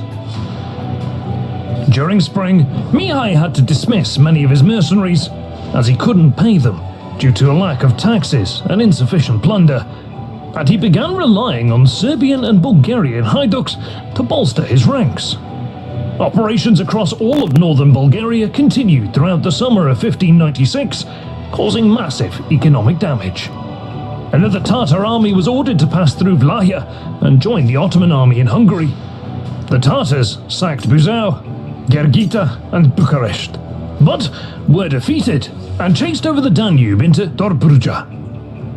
Meanwhile, Mehmed III dealt a massive defeat to a combined Austrian and Transylvanian army in the Battle of Mezőkeresztes. Two more Transylvanian attacks were repelled on the fortress of Lipova and Timișoara, which were key for controlling the Banat region. Shaken by these defeats, Austria and Transylvania looked to negotiate a truce. The break in hostilities opened up a possibility for a major Ottoman invasion of Vlahia, and Mihai scrambled to get more troops to prepare for a possible attack. To raise funds for new troops, Mihai introduced dreadfully harsh measures. He essentially enslaved his own population by forbidding all classes of serfs from leaving the estates on which they worked.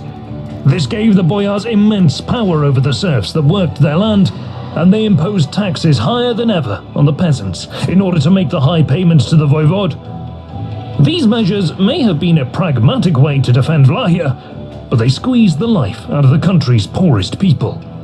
And although... And that's what I said, that'd be probably the biggest criticism as an Orthodox Christian of Michael the Brave, but as I said, what is he supposed to do? He needs the money so that he can defend Wallachia against an aggressive Moldavia, aggressive Polish-Lithuanian Commonwealth, a scheming Austrian Empire, and of course the Ottomans. And so he needs the money, which I get. If I was him, I probably would have done the same thing, but it was very difficult times for the peasants of Wallachia. Mihai's reputation was high because of his spectacular victories against the Ottomans. These measures diminished popularity among his people. And in addition to heavily taxing his people, the voivode sent a delegation to Rudolf II, asking him to pay for 4,000 mercenaries from imperial coffers to help fight the Ottomans. Remember, this is 1597. Rudolf II here, I told you, he's the strange king with dwarfs and naked women and, jesters juggling stuff in the air. That's his court. And he's the one that, remember John Dee, the great magician of England, the basis for 007, the first British spy, and Edward Kelly, his consultant, his criminal consultant, when they use the shoe stone and do all these prophecies and move across Europe, they end in the court of Rudolf II. It's Rudolf II that demands John Dee and Edward Kelly transmutate lead into gold, of which John Dee then goes back to England. He's called back by Queen Elizabeth I. Edward Kelly then dies trying to flee from Rudolf II, slips one of the Spanish tiles on the roof, breaks off, the guy falls off the roof and kills himself. This is that Rudolf II. So that is what's going on right now, and he's very much into magic, right? So this dude is a deep occultist. In fact, he's eventually going to move his capital from Vienna to Prague, because Bohemia, that's why we call people Bohemians. Oh, you're a Bohemian. It means they're kind of strange. They're not the usual person. They do unique activities, the way they dress, the way they act. Usually they're promiscuous idea, because when he moves the Holy Roman Empire from Vienna to Prague, that is the world that he's creating. That's why Jews in particular it was Prague, it was during this Bohemian era where they were able to practice Kabbalism. That's where we get the legend of the golem. It's all during this period. The Emperor agreed, seeing this as an opportunity to take away some of the pressure from Austria and shift the fighting into Vlahia and northern Bulgaria. Another hope was that Mihai would be able to push back the Ottomans and motivate Bulgarians, Serbians, and Albanians to revolt. Mihai now had a standing army of around 13,000 fighting men, and he resumed his attacks all along the Danube. The devastation of the countryside, roads, and infrastructure was so severe that the bigger towns and cities in northern Bulgaria became completely isolated and cut off from the rest of the empire. Furthermore, he transported some 16,000 Christian Bulgarian peasants into Vlahia, whom he provided with land, aiming to increase his tax base. And that's what makes me think, and we're going to, in the next section on the study guide is his relationship to the Orthodox Church, is that he was aware what he was doing to the peasants and probably didn't feel great about it. Again, he was very pro-Orthodox, Romanian Orthodox Christian, very explicitly. And so he moves, like they said, a massive amount of Bulgarian Orthodox Christians into Romania, and he gives them land. He gives them opportunities. So he's seeing that, one, he needs more people to pay taxes, but he specifically wants Orthodox Christians. Remember, this is within the wake of the Protestant Reformation. Transylvania has Calvinists, Lutherans, Catholics, and Orthodox, with the Orthodox Christians being the poorest of them all, who, once Michael is able to retake Transylvania, he's going to give them new status, which they don't have currently under sort of semi-Protestant Catholic rule. And you see how he's devastated all this territory where these former Ottoman fortifications were to keep tabs on Wallachia. And basically, they become uninhabited. So it creates a buffer zone for Michael himself from the Ottomans because there's really nothing in this whole area. But in his rear, Voivod Jeremiah and his nobles were planning to overthrow and replace him with a pretender by the name of Simon, Jeremiah's younger brother. To make matters worse, Sigismund abdicated the Transylvanian throne due to many internal and external problems. Mihai made another proposition to Rudolf II, the unification of Transylvania and Vlahia under Mihai's rule, in order to continue the war against the Ottomans with the help of Transylvania's resources. Rudolf refused and began planning to seize Transylvania for himself. Because remember, Transylvania, out of these three principalities, Transylvania has all the resources. Transylvania is the one that you want to own. Moldavia is a great buffer for the Polish-Lithuanian Commonwealth, but it's Transylvania that has all the money. And so that's why when he tells or asks Rudolf II, hey, why don't you let me take the throne and unite Transylvania and Wallachia? Because that's really going to help me fight the Ottomans. And Rudolf's like, hell no, you are. I want Transylvania. And that's where these tensions emerge. And from this point forward, this is what's eventually going to lead to Rudolf II backstabbing Michael the Brave and getting, having him assassinated at the age of 42, 43, is because he is threatened because the Habsburgs want Transylvania. They do not want Michael. They want Michael to die fighting the Ottomans and protecting all this land, but they don't want him to have it. They want a broken up principalities here. It's easier for the bigger empires to control, and the Austrians, they just care about having Transylvania. Surrounded on all sides, Mihai was forced to seek peace with the Ottomans. He took advantage of his successes on the battlefield and the mass destruction he caused in Bulgaria to gain favorable terms. He kept the fortresses on the Danube and was recognized by the Sultan as the ruler of Vlahia. The Vlahian voivod was now free to deal with his Christian enemies in order to secure his country.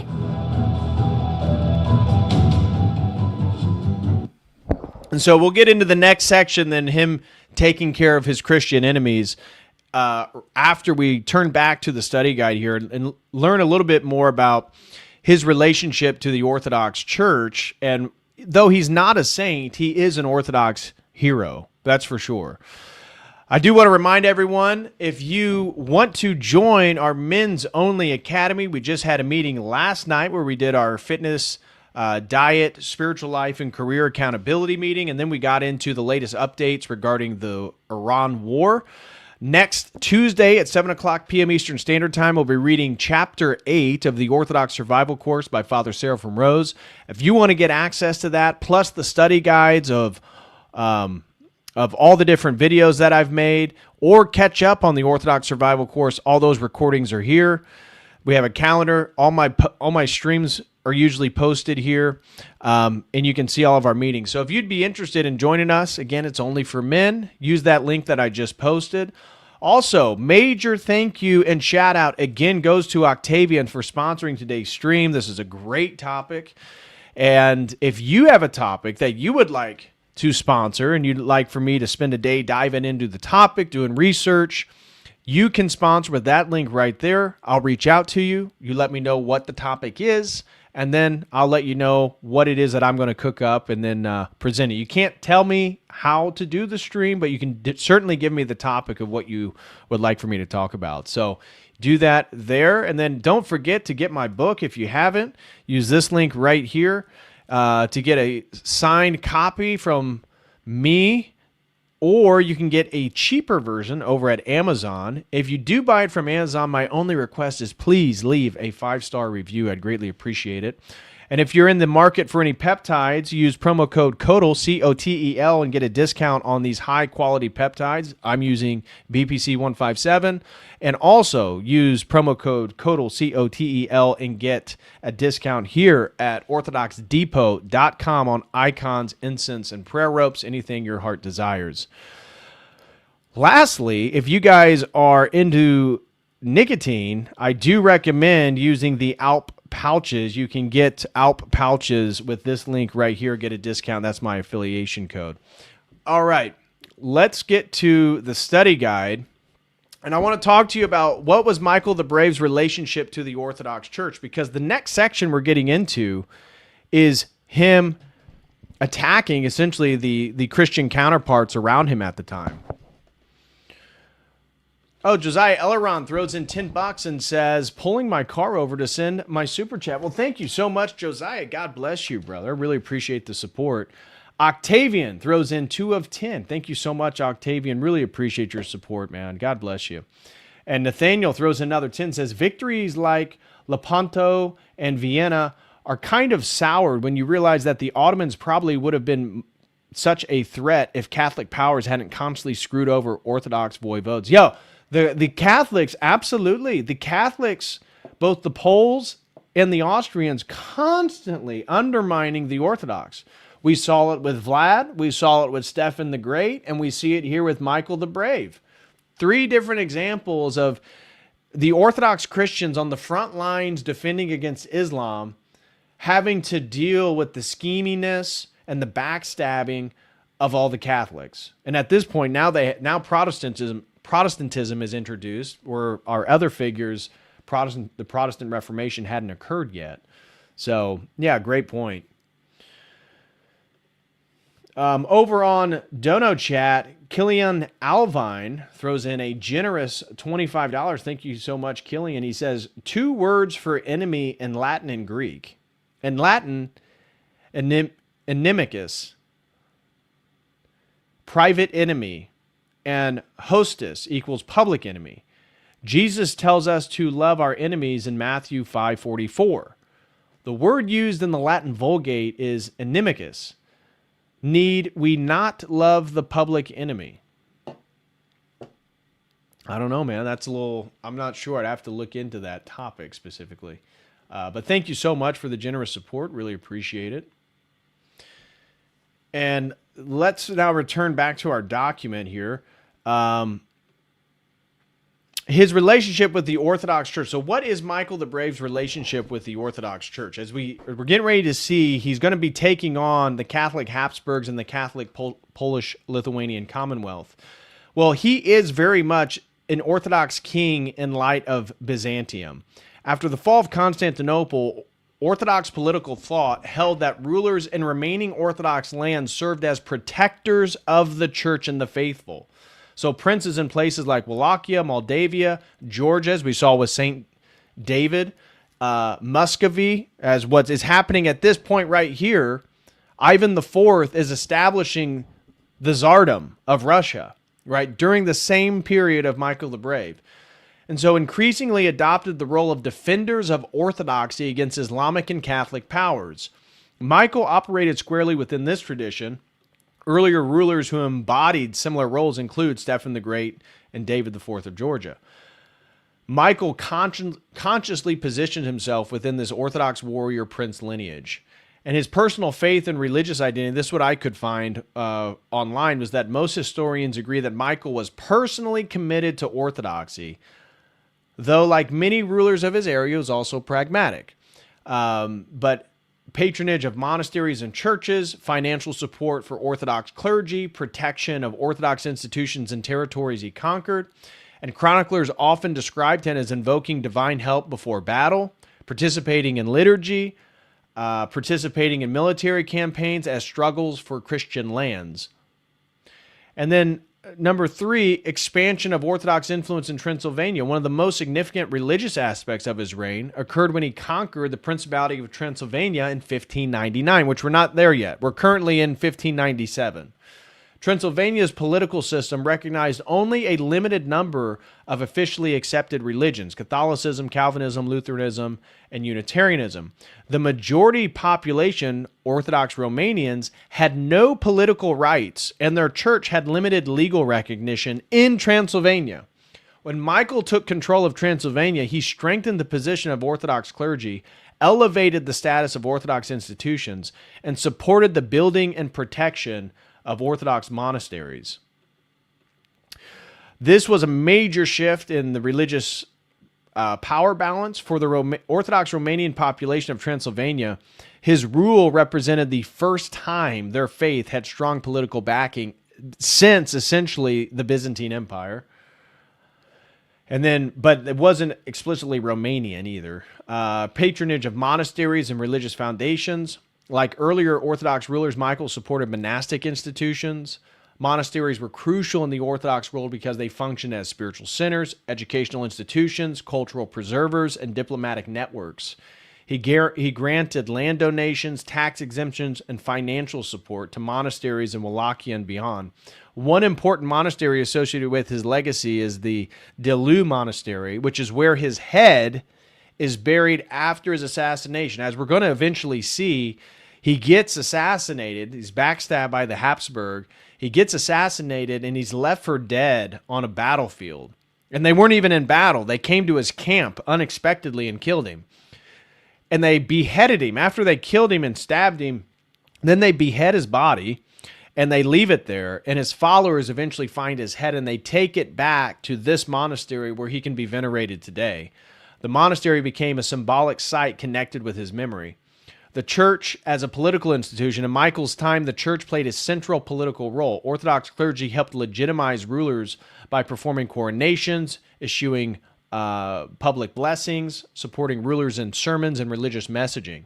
In return, rulers protected and funded the church. The Byzantine-style symphonia between church and state remained influential in Wallachia, and he reinforced this system by strengthening the institutional role of the church. 6, orthodoxy and his wars against the Ottomans. Michael conflicts with the Ottoman Empire were partially political but also carried religious meaning. For many Orthodox populations in the Balkans, the Ottomans represented Islamic imperial rule, taxation on Christians, political domination over Orthodox lands. Christian rulers who resisted Ottoman authority were often viewed as defenders of the faith. Michael's campaigns were interpreted in this light by many contemporaries. Historians emphasize that his wars were also motivated by political autonomy, regional power struggles, strategic alliances with Catholic states, and Habsburg monarchy. And then the mythic religious legacy. In later Romanian historical memory, Michael became more than a political leader. He's often portrayed as a champion of orthodoxy, a protector of Christian civilization, and a symbol of unity for Orthodox Romanians. 19th century national historians especially emphasize this aspect of his life. And then, so his personal faith, this was my final assessment here, is that he appears to have been sincerely Orthodox ruler who supported religious institutions. He expanded the power and influence of the church, especially in Transylvania, where Orthodox believers had previously been marginalized. And his wars against the Ottoman Empire and his protection of Orthodox communities helped cement his reputation as a defender of Orthodoxy in Eastern Europe. For this reason, he remains one of the most important figures in the historical memory of Orthodox peoples in this region. All right. So with that, now we'll get back to the battle where he's getting ready to take on now the powers of the Polish-Lithuanian Commonwealth behind Moldavia and the Austrians in Transylvania. And he's going to unite for the first time what we consider modern-day Romania.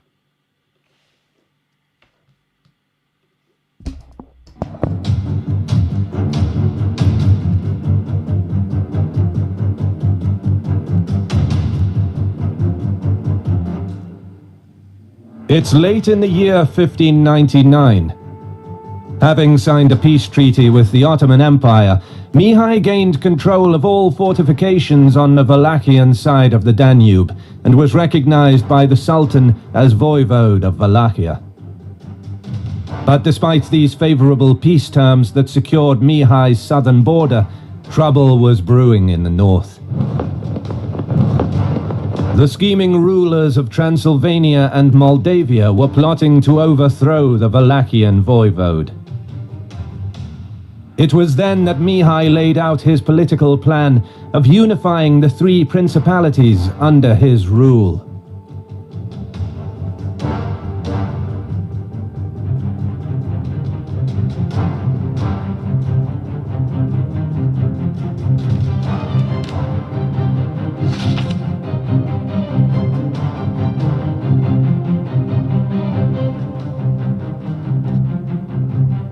As he allowed his army to regain strength after several months of campaigning, Mihai knew that the issue with the Ottomans was far from settled.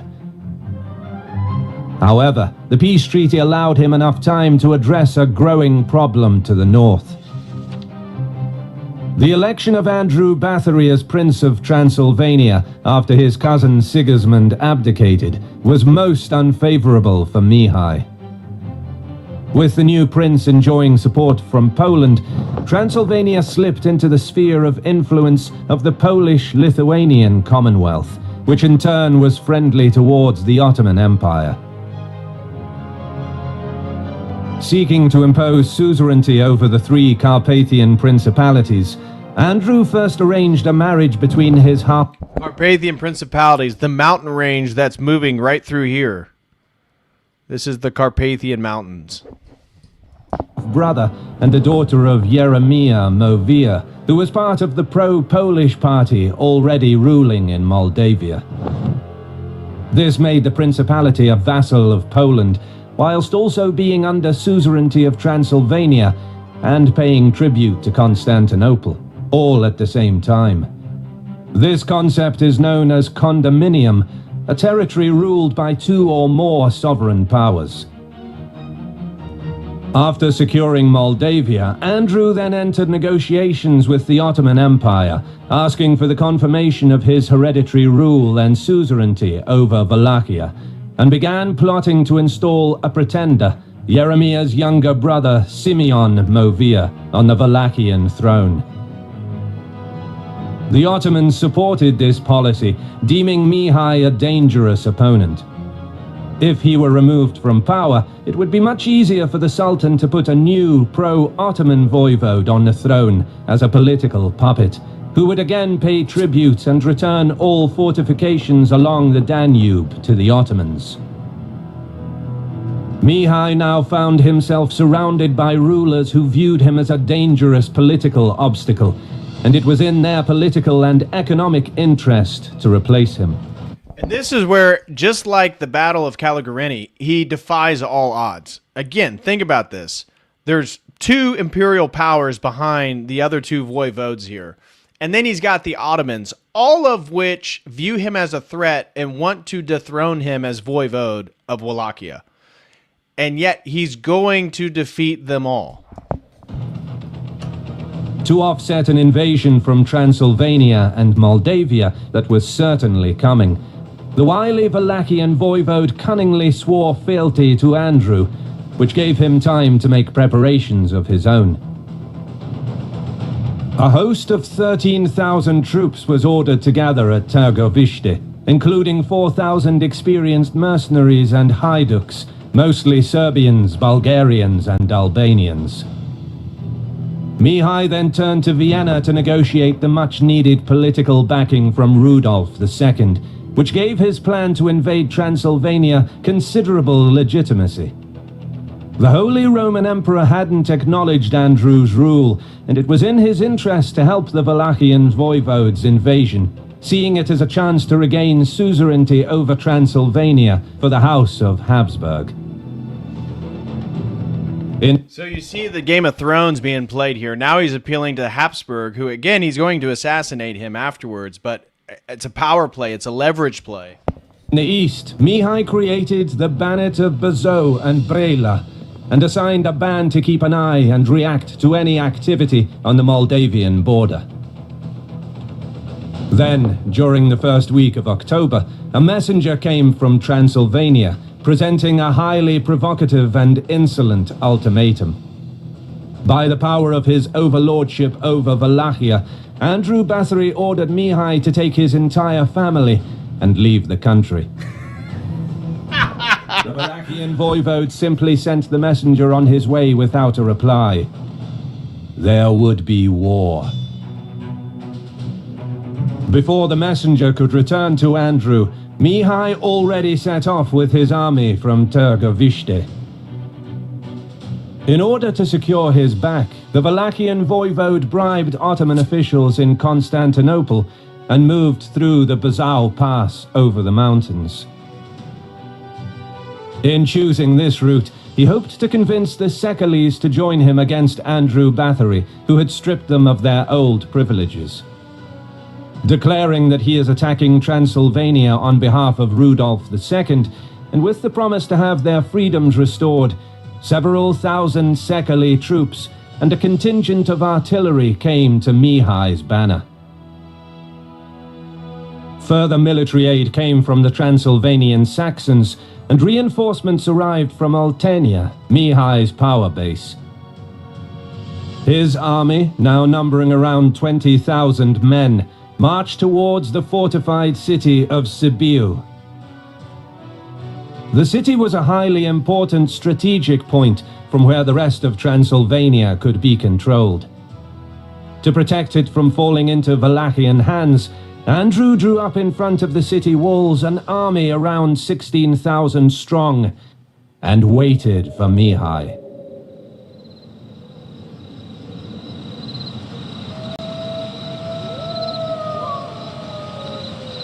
Neither of the two armies got much sleep during the early hours of October 18th. The rain turned and stirred up ground in both camps into a sticky quagmire, and the howling cold mountain wind swept down across the flat plain. But finally, some hours after daybreak, the miserable weather cleared, and the ground hardened under the warm morning sun, as the two armies arrayed opposite each other just south of Sibiu, near the village of Schellenbach. Out from the Transylvanian ranks rode out a figure with the papal standard above him. It was a diplomat by the name of Malaspina. On the behest of Andrew Bathory, he tried to exert his authority as a papal representative to convince Mihai to retreat. But the Wallachian voivode refused. Incredibly, despite facing the Wallachian army across the field, Andrew was still confident he could negotiate Mihai's abdication and impose himself as the ruler of Wallachia. And that's where this guy is just so disconnected. Andrew of Transylvania, he's thinking that, one, he goes and sends a messenger to Michael the Brave that, hey, you're fired. You know how you appealed to me as your authority? Of course, he doesn't know that he's already appealed, went above his head and appealed to Rudolf II. You're fired, buddy. Why don't you and your family just go ahead and leave Wallachia? I'm going to rule. I'm actually going to unite. I'm going to do the thing that you wanted to do. You're fired. And then when he comes for battle in front of him, he thinks he's just going to bow down and appeal. He doesn't think that he's really there for battle. I mean, the guy is totally delusional. He only really took Mihai's military preparations seriously when Malaspina came back with a negative answer. At around 9 o'clock in the morning, the battle began with an intense exchange of artillery fire. Mihai's 18 guns, although of higher caliber, initially had the wrong shot and were ineffective. Andrew, meanwhile, unleashed his 50 guns. He tried to overwhelm the Wallachians with repeated massive volleys of cannon fire. However, when he arrayed his army earlier in the day, Mihai ordered his troops to spread out, anticipating a heavy bombardment from the numerically superior Transylvanian artillery, thereby minimizing losses from enemy fire. In contrast, Andrew arrayed his troops shoulder to shoulder in a typical battle formation, and once Mihai's guns switched to the correct shot, the Wallachian artillery fire tore through the Transylvanian ranks. So did you pick up on that? Michael the Brave has half the artillery. He has half the artillery as Andrew, and he spreads his men out. So his artillery pieces, knowing that if they line up all together, they're going to be smashed. Well, Transylvania does exactly that. They line all their men up shoulder to shoulder. So once Michael the Brave, he's got his formation totally spread out, so there's space between each soldier. So they're shooting their cannons, but they're not hitting the Romanians. They're not hitting the Wallachians. The Transylvanians are getting destroyed by half the artillery pieces. The stark contrast in leadership capabilities started to become evident, as Mihai's 18 guns outmatched the 50 cannon Andrew had at his disposal. The Transylvanian prince took heavy losses, with many of his densely packed troops killed and maimed in the artillery exchange. A light rain finally halted the prolonged bombardment, and Mihai took the initiative straight away. On the left, he ordered Starina Novak to lead the attack with his experienced Serbian mercenaries and Haiduks, along with Hungarian and Cossack mercenaries left wing, commanded by the Ban of Oltenia. On the right, Aga Leka led contingents of Serbians and Moldavians on a delayed charge, while the Wallachians followed in the second line. Mihai slowly advanced with the reserve, formed by his personal retinue, court troops, and another contingent of Cossacks. Seeing the onrushing Starina Novak, Andrew's right braced for impact. Mihai tasked the Serbian mercenaries with punching through the enemy line. But the Transylvanian troops briefly held the enemy from breaking through and managed to keep their formation, although they gradually gave ground. On the other side of the battlefield, the fighting line shifted back and forth as the savage stalemate dragged on for a couple of hours. Nevertheless, the Transylvanian line held.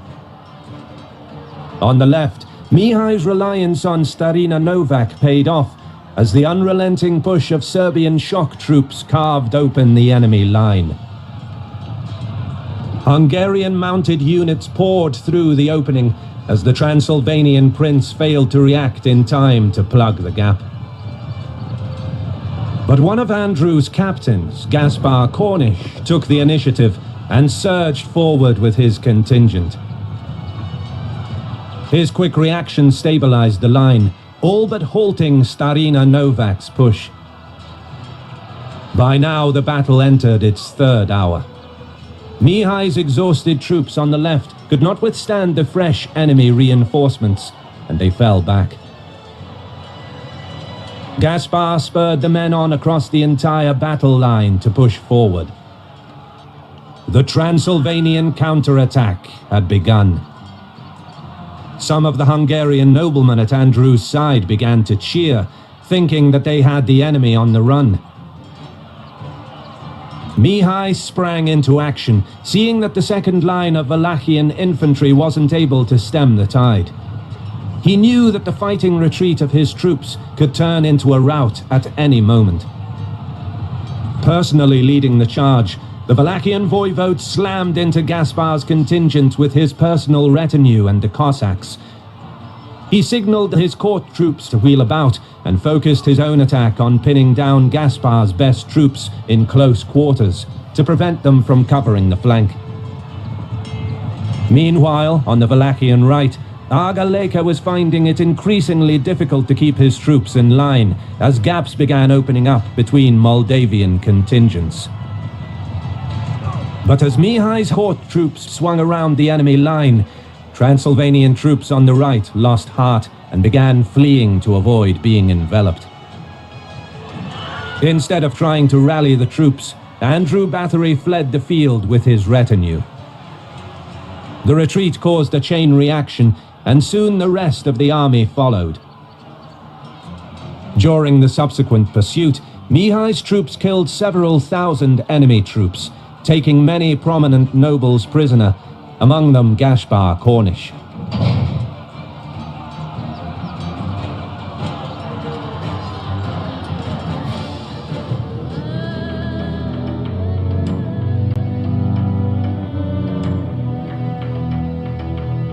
News of the defeat quickly reached the Transylvanian capital. The nobility met to decide their next course of action, and when Mihai triumphantly entered the city a few days later, they elected the Wallachian voivode as the Prince of Transylvania. 2 days later, the new ruler assembled the Transylvanian Diet, demanding that the estate... And this is where he restores all the rights to the Orthodox Church, gives clergy new privileges, reestablishes political participation by the Orthodox Christians, which are the majority of the population. He makes all these reforms during this period. The Diet are essentially the boyars and the elite of Transylvania, the wealthy, and restricting their rights and restoring rights to the peasant Orthodox. Swear loyalty to Emperor Rudolf, then to himself and to his son. He now began calling himself King of Transylvania and Wallachia. Meanwhile, Andrew's troops dispersed to avoid the wrath of the Wallachians.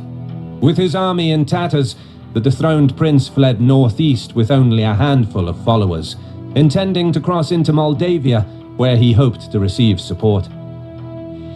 However, as he entered one of the Carpathian mountain passes, Sekeli shepherds recognized and killed him in an ambush. Mihai knew that Andrew's unexpected demise was most fortunate, for had he managed to cross the mountains, the support from Moldavia and Poland would have been enough to attempt to retake the throne of Transylvania. And it was clear to Mihai that, with Poland's backing, Jeremiah's scheming diplomatic and military opposition would continue to pose a serious threat to his rule.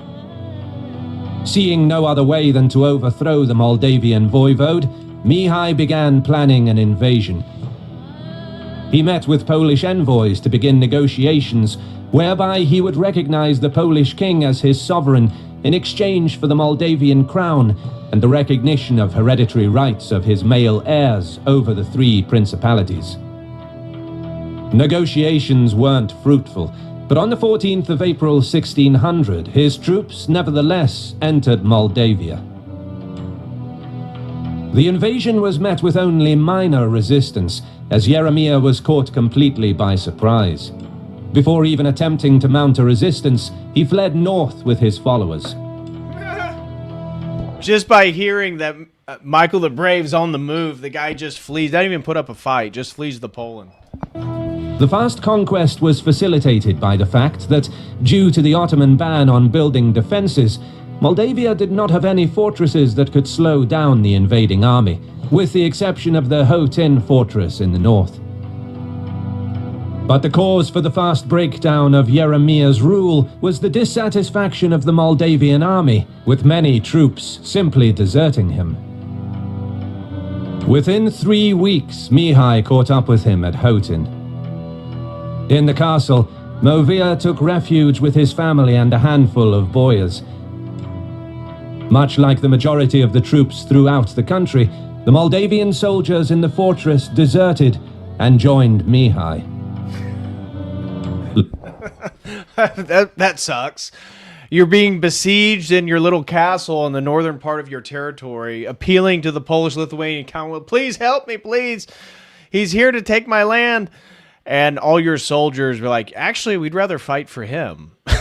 So you have no one to defend you. Left with only a small Polish garrison, on June 11th, Jeremiah snuck out of Hotin under the cover of darkness. Mihai's warring ways united for the first time the principalities of Wallachia, Transylvania, and Moldavia under a Romanian ruler. But a new dynasty controlling this new and potentially powerful kingdom has upset the balance of power in the region. The neighboring states were bound to interfere, and Mihai would soon face the enormous challenge of keeping his young kingdom together.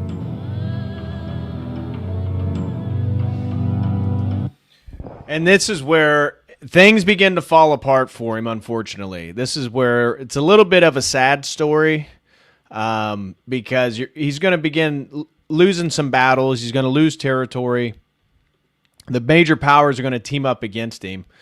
And eventually he's going to reclaim the territory, but he's going to do it for the Habsburgs unknowingly, thinking that he's going to be able to take the throne. Of course, they're going to backstab him. So before we watch the end of Michael the Brave's life, I have a few stories that I found of his searching online that I think are interesting. So we're going to go over some of the stories I found or legends about him and his life. Major thank you to Caleb, who just gifted 5 Total Crew memberships. God bless you, brother. Really appreciate it. And my brother, Wicked Wally, he throws in $5. Says, in the course of history would go on to show us that uniting the Slavic peoples would always be a wise decision, working out well for everyone involved. And then follows that up with, and the Albanians, the Bosnians, the Croatians, and the Serbians lived happily ever after, all living side by side in peace and harmony to this very day. Yeah, well, it's kind of the story of all of Europe, right? That's the whole impetus for the EU, is whether it be the Slavs or the Germans, the Poles, the Swedes at one point. You know, at one point, Sweden was like the power player in Europe. And of course, they get defeated in the Northern War by Peter the Great of Russia.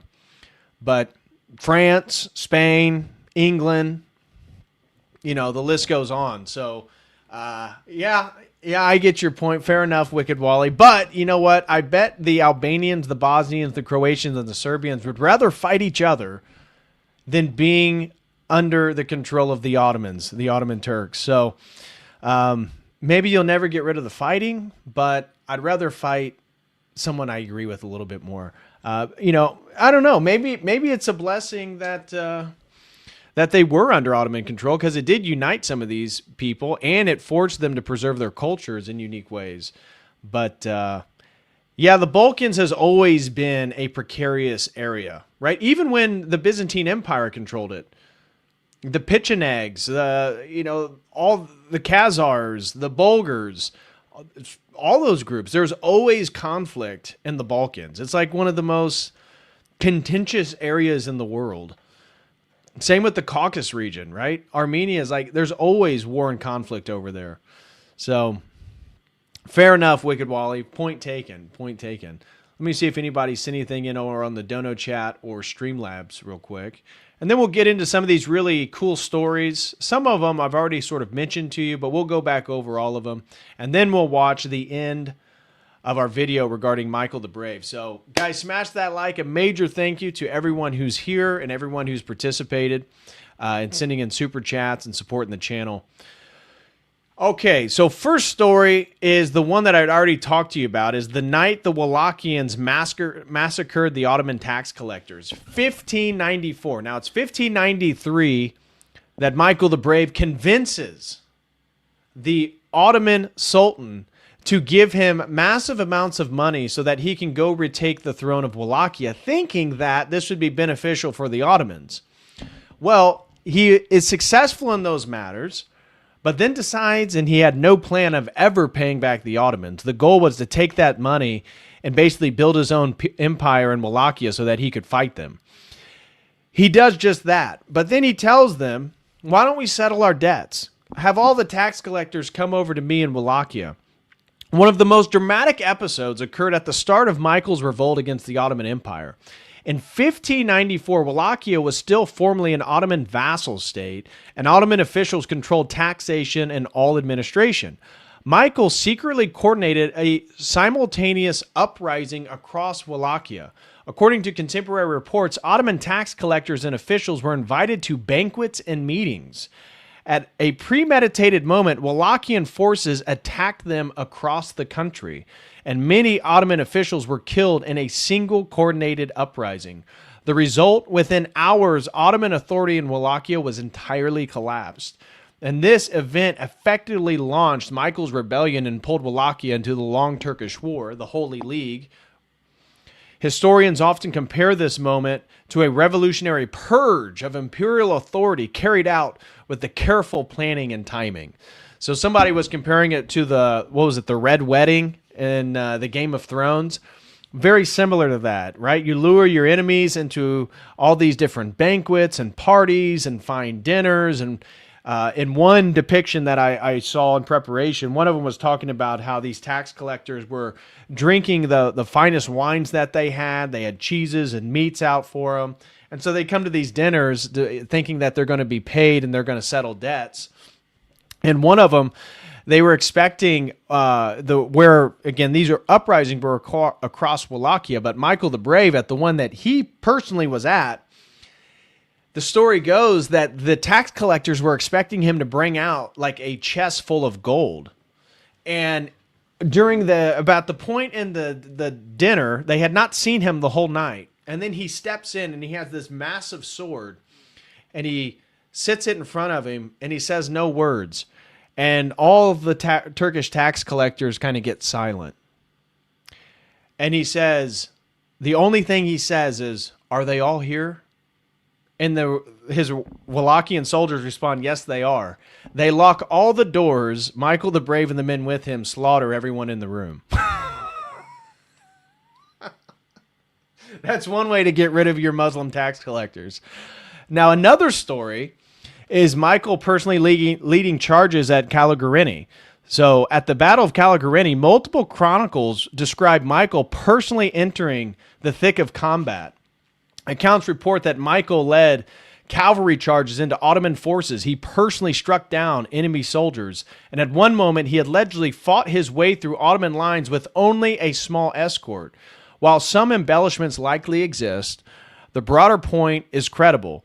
Frontier rulers in Eastern Europe frequently fought directly in battle, unlike many later Western monarchs who they sit back, they kind of look over the battlefield from a elevated vantage point, and they just call the shots with no actual threat to their life. This helped build Michael's image as a Byzantine-style warrior prince. And just like our videos show, he would lunge right into the front line. When we were looking at his battle with Andrew, what did he do of Transylvania? The lines get broken. They're getting ready to break through. And he leads the charge to reestablish the front line against them, their formation, which allows one contingent to go around and entrap the left flank, which leads them to then flee, and he routs the whole army. So that's why he's called Michael the Brave, is that there are so many stories of him just leading, game planning, strategizing, getting all the resources, sometimes paying them out of his pocket, and then leading the charge in battle. So another story that I found is the moment he unified Romanian principalities. One of the most dramatic events in his career occurred in the year 1600, which is what we just watched with the unification of Wallachia, Transylvania, Moldavia, when Michael achieved control over these territories. For a brief moment, he ruled all three, as we said. Unfortunately, it's a little bit shorter than a year. According to later accounts, when Michael entered Transylvania after defeating Prince Andrew Bathory, Romanian peasants and Orthodox clergy reportedly greeted him as a liberator. So you see how the Orthodox Church was entirely behind Michael the Brave. While later nationalism amplified this story, it reflects a real political shift. The Orthodox Romanian majority of Transylvania had previously been excluded from all political power. From them, Michael's arrival represented a dramatic reversal of fortunes. Now, unfortunately, it's going to go back, but it set the precedent, it set a new expectation, a new vision for unification, and a new vision of Orthodox ruling their own land. The fear he inspired in his enemies. One Ottoman reports often described Michael as unpredictable, aggressive, and difficult to control. The Ottoman Grand Vizier, Sinan Pasha, reportedly viewed him as one of the most dangerous Christian commanders in the region. Several Ottoman campaigns into Wallachia were slowed or complicated because of scorched earth tactics, guerrilla warfare, and surprise attacks. Michael turned the geography of Wallachia into a defensive weapon. That's where we talked about the strategy. And then his dramatic fall from power. This is unfortunate, but it's part of the story. After briefly ruling 3 principalities, Michael's position became unstable. He faced opposition from the Hungarian nobility in Transylvania, from rival Moldovan claimants, from political intrigue within the Habsburg monarchy. Eventually, he regained some power with Habsburg support. We're going to watch how that works and unfolds. But after victory with Giorgio Basta, so in 1601, shortly after a military victory, he was assassinated by soldiers loyal to Habsburg General Giorgio Basta. Now, Giorgio Basta is ruling Transylvania. He's losing control. Michael the Brave appeals to Rudolph II and says, hey, give me some soldiers, give me some money, allow me to build military. I'll help Giorgio Basta retake Wallachia. They say, okay, do it. They end up winning. 2 days after the victory is when they then assassinate Michael. So he had no idea of the nefarious machinations that they were scheming behind his back. And Giorgio Basta, it was his men. He and his men are the ones that rode on horseback to go kill him while he was in his tent. And the murder shocked many contemporaries. Some chroniclers described it as a betrayal of a heroic Christian commander who had fought against the Ottomans. The story of his severed head. So then they assassinate him. Perhaps the most famous story about Michael concerns what happened after his death. After his assassination, his body was reportedly left on the battlefield. Loyal followers recovered his head. It was secretly transported back to Wallachia. According to tradition, the head was buried at Delu Monastery. The tomb became a site of historical reverence. This story reinforced the image of Michael as a martyr-like figure in Romanian historical memory.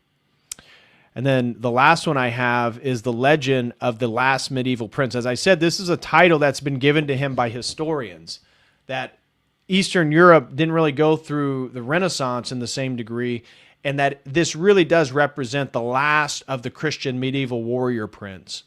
So later historians portrayed Michael as the final representative of a particular political archetype, the Orthodox warrior prince.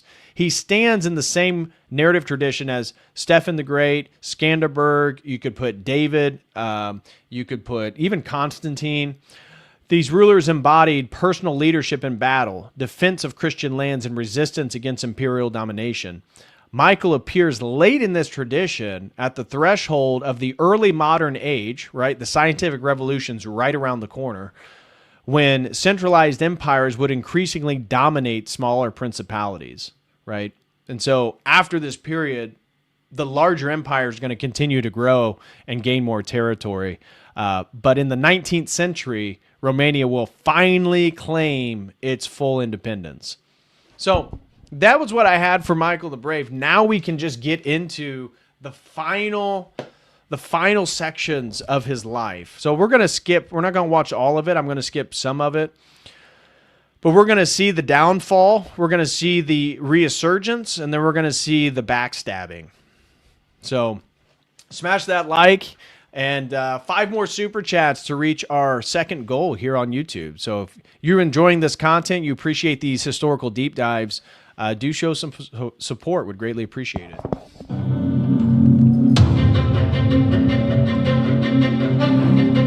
So what we're watching now is him taking on the Ottomans and the other Christian powers. He's now consolidated all of what we would consider modern-day Romania.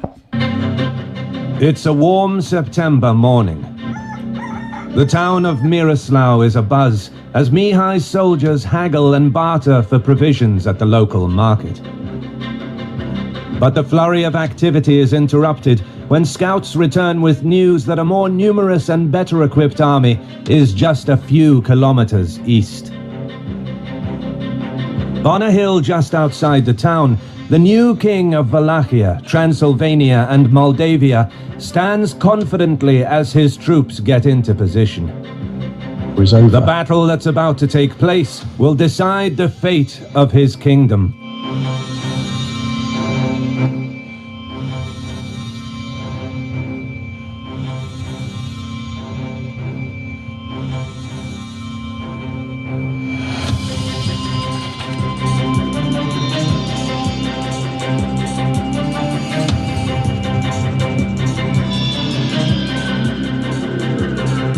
By first securing Wallachia's safety against the Ottomans, and then incorporating Transylvania and Moldavia into his new kingdom, Mihai proved he was a quick-thinking general who mastered all of the basics of 16th century warfare.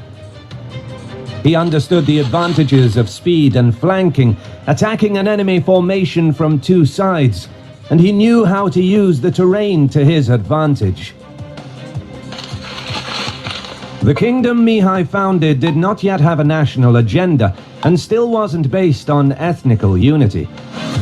Rather, by unifying Wallachia, Transylvania, and Moldavia, it is likely that he wanted to establish a new Wallachian monarchy, with himself as king, and his dynasty, the Wallachian nobility from his power base in Oltenia, and Wallachian Orthodox clerics, as the ruling elite. And while it is somewhat... Did you hear that? He wanted to put Orthodox clergy in place of the boyars and the aristocracy as the rulers of the nations. The new elite class would be Orthodox clergy.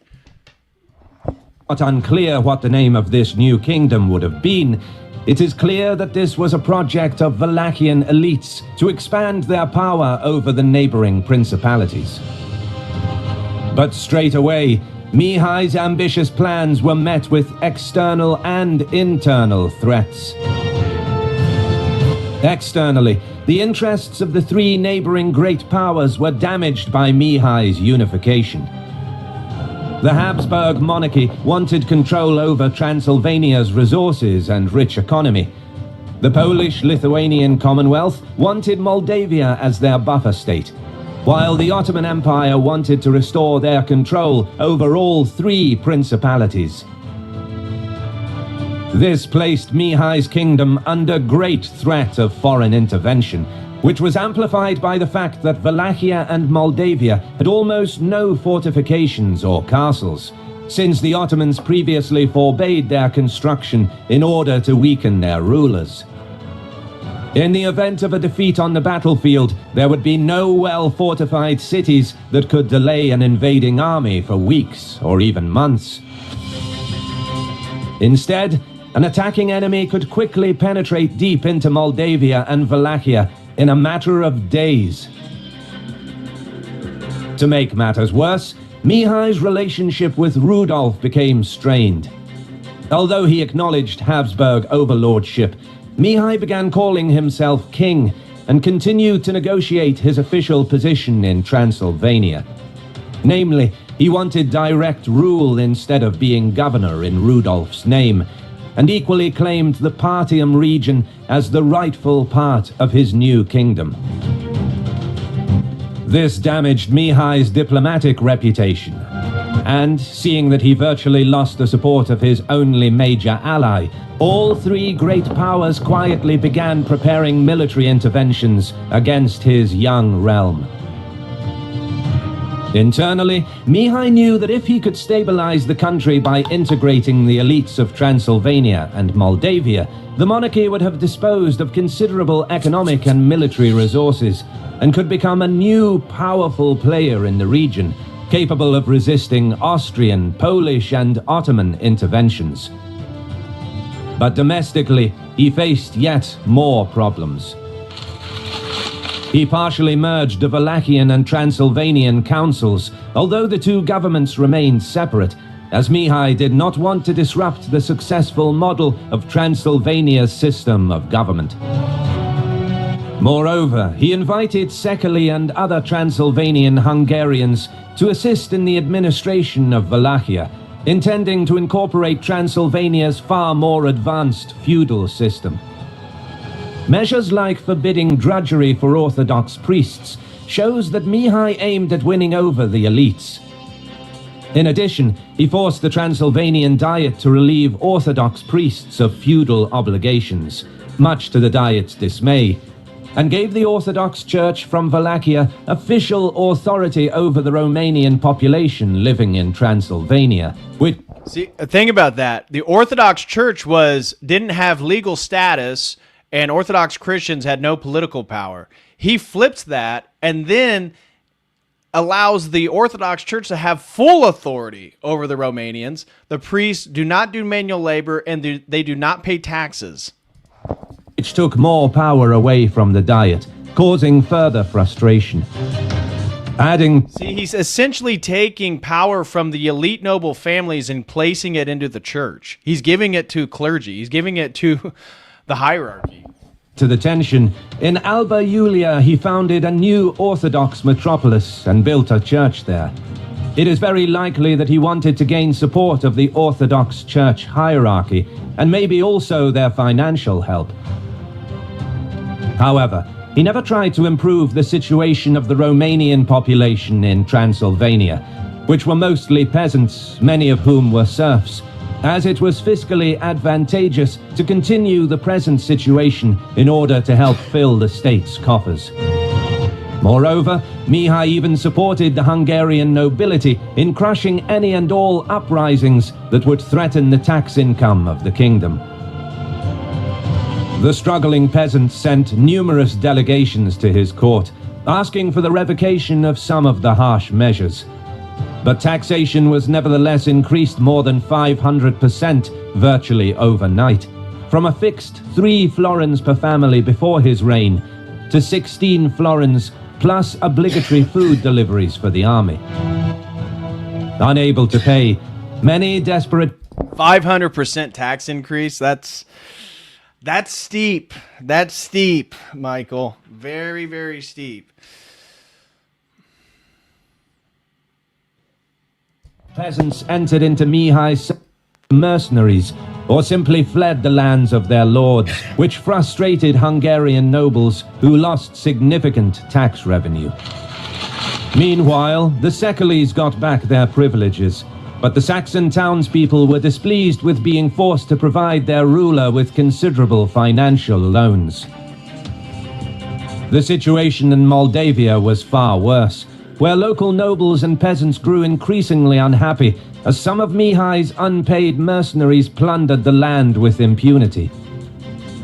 With the conquest of Transylvania and Moldavia complete, Mihai's mercenary army again became an unsustainable financial burden, as there were no new military campaigns to be had that could yield the plunder needed to pay the troops.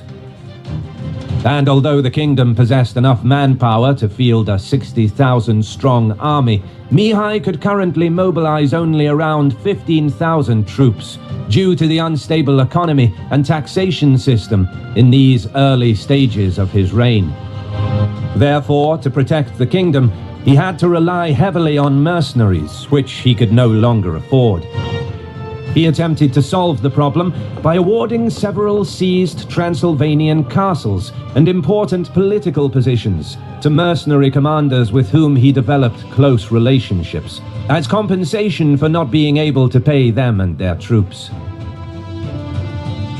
These commanders and their troops were mostly from Serbia, Bulgaria, and Albania, and they essentially became mercenary warlords who freely oppressed sections of the local nobility and peasantry. There you go, Wicked Wally. There's your point. Widespread corruption and extortion flourished under their local rule, sowing the seeds of resistance across Transylvania and Moldavia. The Hungarian nobility undertook a revolt to overthrow Mihai with the support from the Habsburg army, commanded by an Italian general, Giorgio Basta. The rebel army marched on the Transylvanian capital, but was soon intercepted.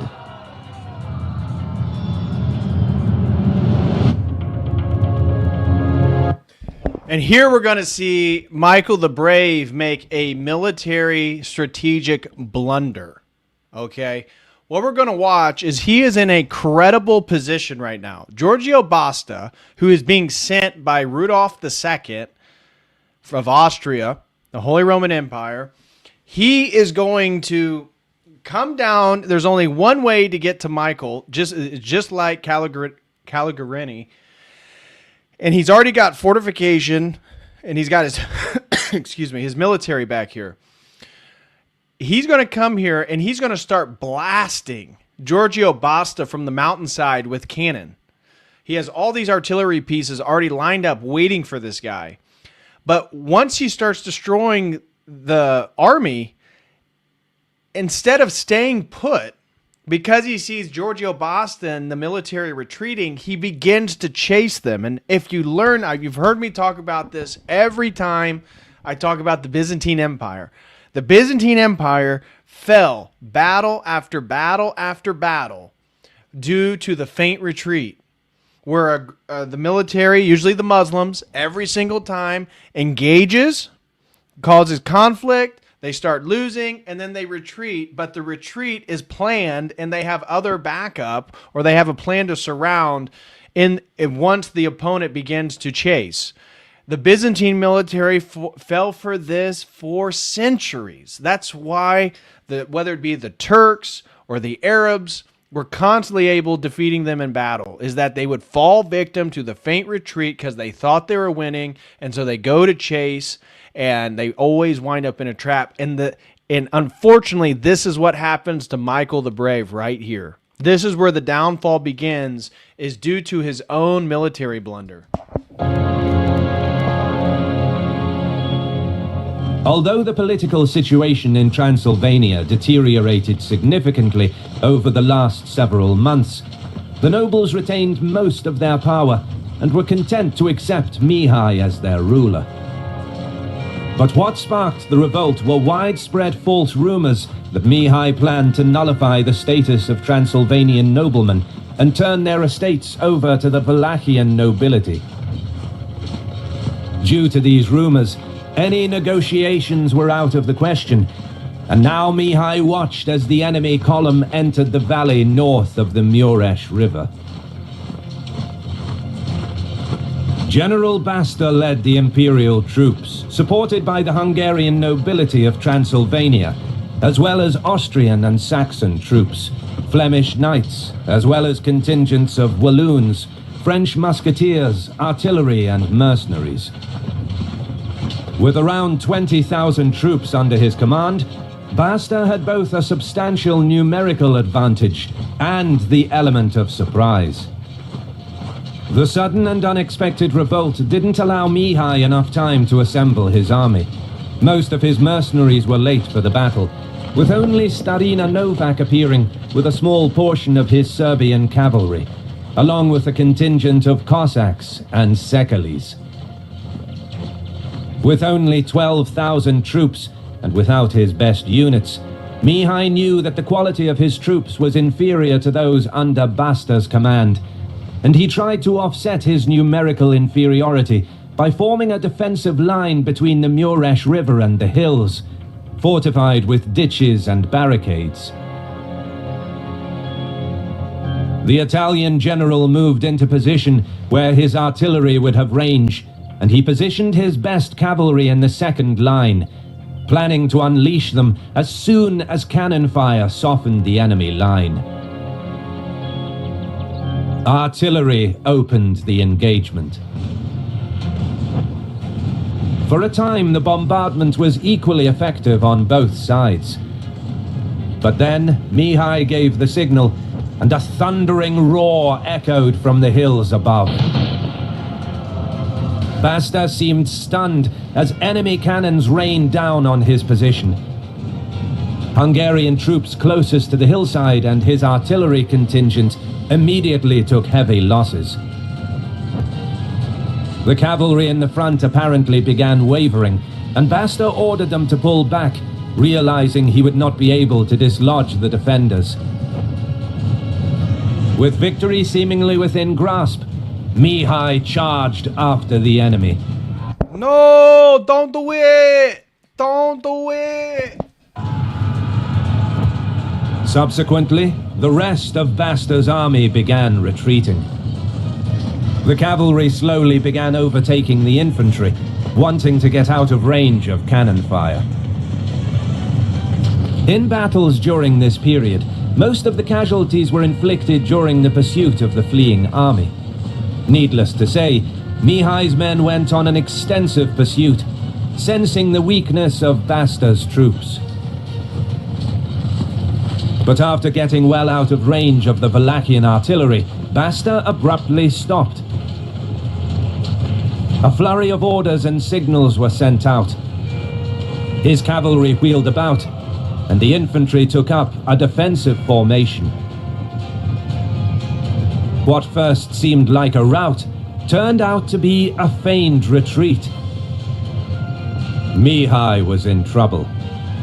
With his infantry lagging behind, he was caught in the middle of the open valley. The more numerous, better equipped and more experienced enemy cavalry bore down on his flanks, while the Italian led a frontal infantry charge. The cohesion of the Cossacks on the right was quickly broken by the charge of Basta's heavy cavalry, and they began fleeing the field.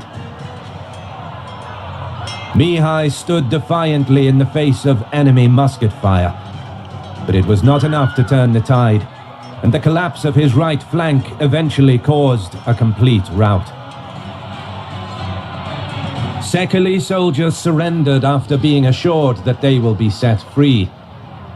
However, Basta would later have them all killed. The defeat was catastrophic. And we're going to skip forward, but essentially what happens is Michael flees. He loses Transylvania. His military is diminished, and then he's going to be attacked then by Moldavia, which I'm going to begin the next clip there. He flees, barely flees with his life and a few of his men, but his military is just shattered. He can't even go to battle, and then he's getting invaded by Moldavia, right after this, basically. And he musters the little bit of forces he can to go to battle with them and loses that. So basically, he loses Wallachia, Moldavia, and Transylvania. And we're going to begin the story there. So he loses everything, and we're going to see that he's then going to realign with Rudolph II, the Habsburgs. He's going to align with Giorgio Basta here, who just beat him in battle. And then they're going to reclaim the territory, and then he's going to be backstabbed and assassinated. Without any political power, a quick advance south, and the local nobility had little choice but to join the advancing army, lest they be stripped of their lands and political power. On October the 10th, Zamoyski entered and occupied Buzău. Mihai promptly marched against them, but he managed to muster a force of around only 10,000 troops. Outnumbered almost 2 to 1, and without any artillery, he was defeated on October the 20th by a larger and better equipped Polish-Moldavian army. Zamoyski launched extensive pursuits, aiming to further dismantle Mihai's remaining forces as the invading host continued south. As the Wallachian army retreated towards Oltenia, Zamoyska reached Bucharest. Simeon Movia was put on the throne of Wallachia with orders to pay a tribute of 40,000 florins per year to the Polish crown, significantly spreading the Commonwealth's sphere of influence in the region. Meanwhile, Mihai spent the next month preparing for a counteroffensive and moved to reclaim the throne of Wallachia in late November. But the hastily assembled army was a far cry from the one that brought him victories against the Ottomans and during the unification of Wallachia, Transylvania, and Moldavia. In late November, he crossed the river Olt, only to be defeated again, losing some of his most important commanders. The defeat at Curtea de Argeș prevented him from taking a strategically important position that allows access into Transylvania through 3 mountain passes, accessible to marching armies. The most important nobles finally left him, and his troops scattered. Realizing that he had no chance of retaking Wallachia on his own, Mihai made the hard decision to leave his homeland and head for Vienna. The grueling and dangerous journey lasted over 30 days, and he arrived in Vienna in mid-January. However, Emperor Rudolf refused to give him an audience at his court.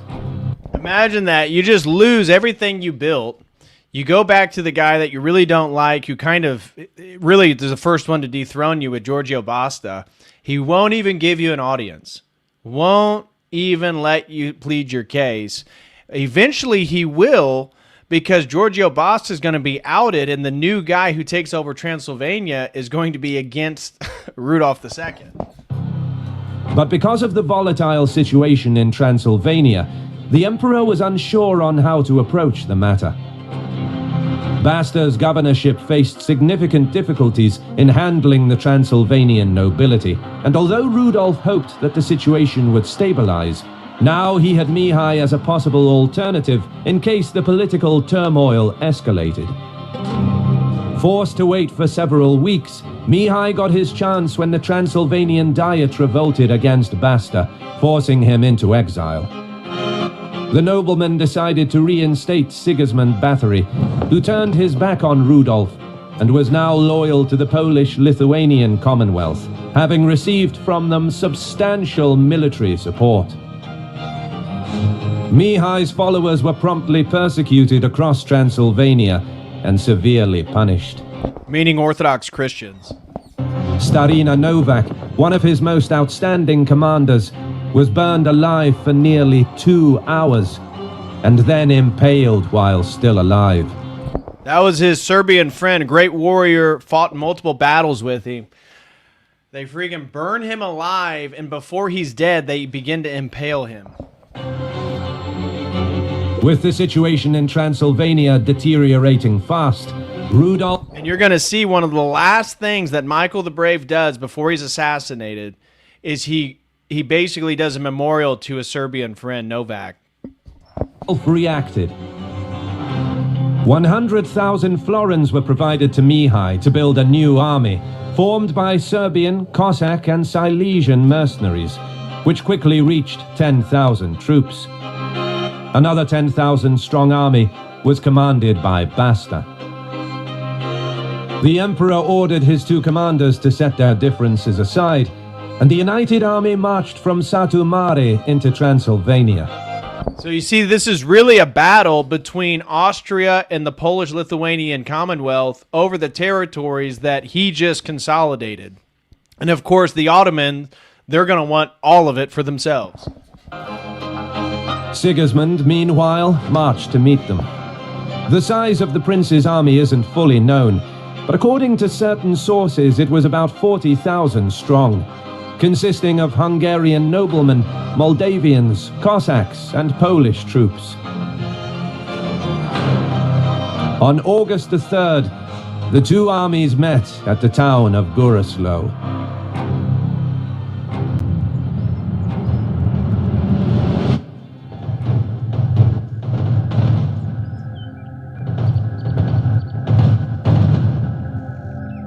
Looking at the army that arrayed across the valley, Sigismund Bathory was understandably confident. Basta led around 5,000 cavalry and 5,000 infantry, while Mihai commanded 4,000 cavalry and 6,000 infantry. All told, their army of some 20,000, supported by an artillery contingent, seemed no match for the host commanded by the Transylvanian prince.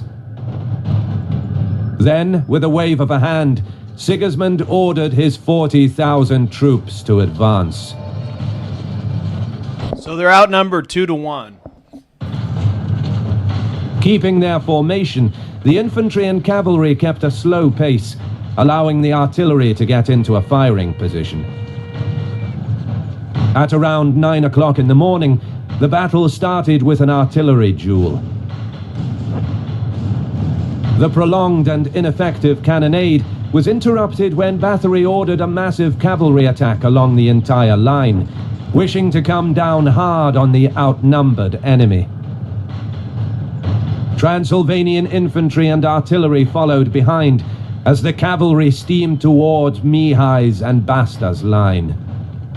But what Sigismund failed to notice was a steep grassy slope, up to 1 meter tall in some places, running across almost the entire battlefield.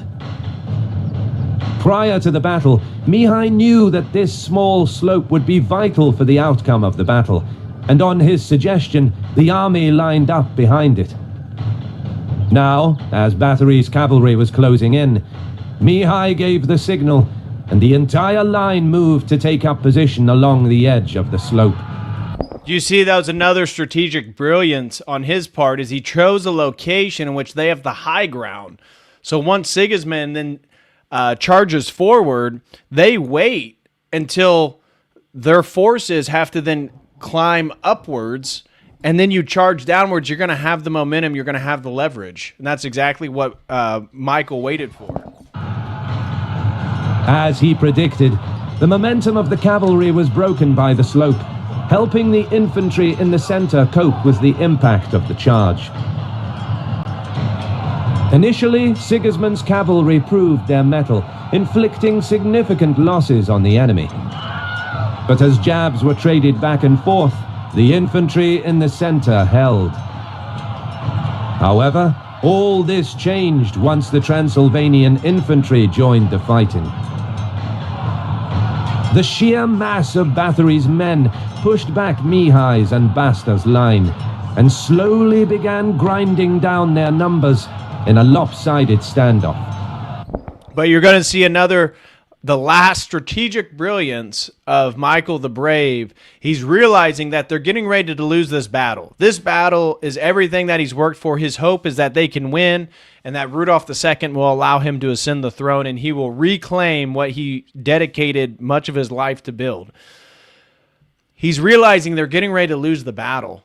And so he comes up with a strategy with his contingent and another one to flank around the other side and see if they can attack them from behind. From the suffocating crush in the front of the fighting, the screams of men echoed across the narrow valley. Sensing that the tide will turn against them if this battle of attrition continued for any longer, Mihai made a decisive move. Personally taking command of the second line of his cavalry, he turned to maneuver his way around Sigismund's left flank. He ordered his artillerymen to position the cannons closer to the fighting and fire at will. The cannon volleys helped support the under-pressure cavalry in the first line and create as much chaos on Bathory's left in order to help cover Mihai's flanking maneuver. Sigismund reacted by ordering his own cannons to get into position to counter the enemy artillery fire, and sent the reserves to bolster the attack on his left. But as the reinforcements rushed forward, the men became spread out, and the speed of the Wallachian charge caught them out before they could consolidate. Leading from the front, Mihai ploughed into the Transylvanians from the left, his cavalrymen trampling enemy soldiers as the gaps in their formation afforded his horsemen plenty of room to maneuver. Sigismund's reserves that were sent to support the front line routed soon after. Seeing the chaotic retreat in front of them, artillerymen also abandoned their posts. I mean, look at the difference. Michael the Brave's literally in the middle of the battle. He's behind enemy lines trying to attack them from behind. Sigismund sees him rout two contingents, and he just waves the white flag and just leaves. He doesn't even join the battle. And now Michael the Brave and Basta, they're getting ready to dominate. As the Wallachian cavalry struck the rear of Bathory's troops in the front, it became evident that Mihai's charge would decide the battle, as the surrounded Transylvanian troops began running for their lives. Having lost around 10,000 men, and with all of his cannons captured, Sigismund Bathory had no choice but to withdraw from the field.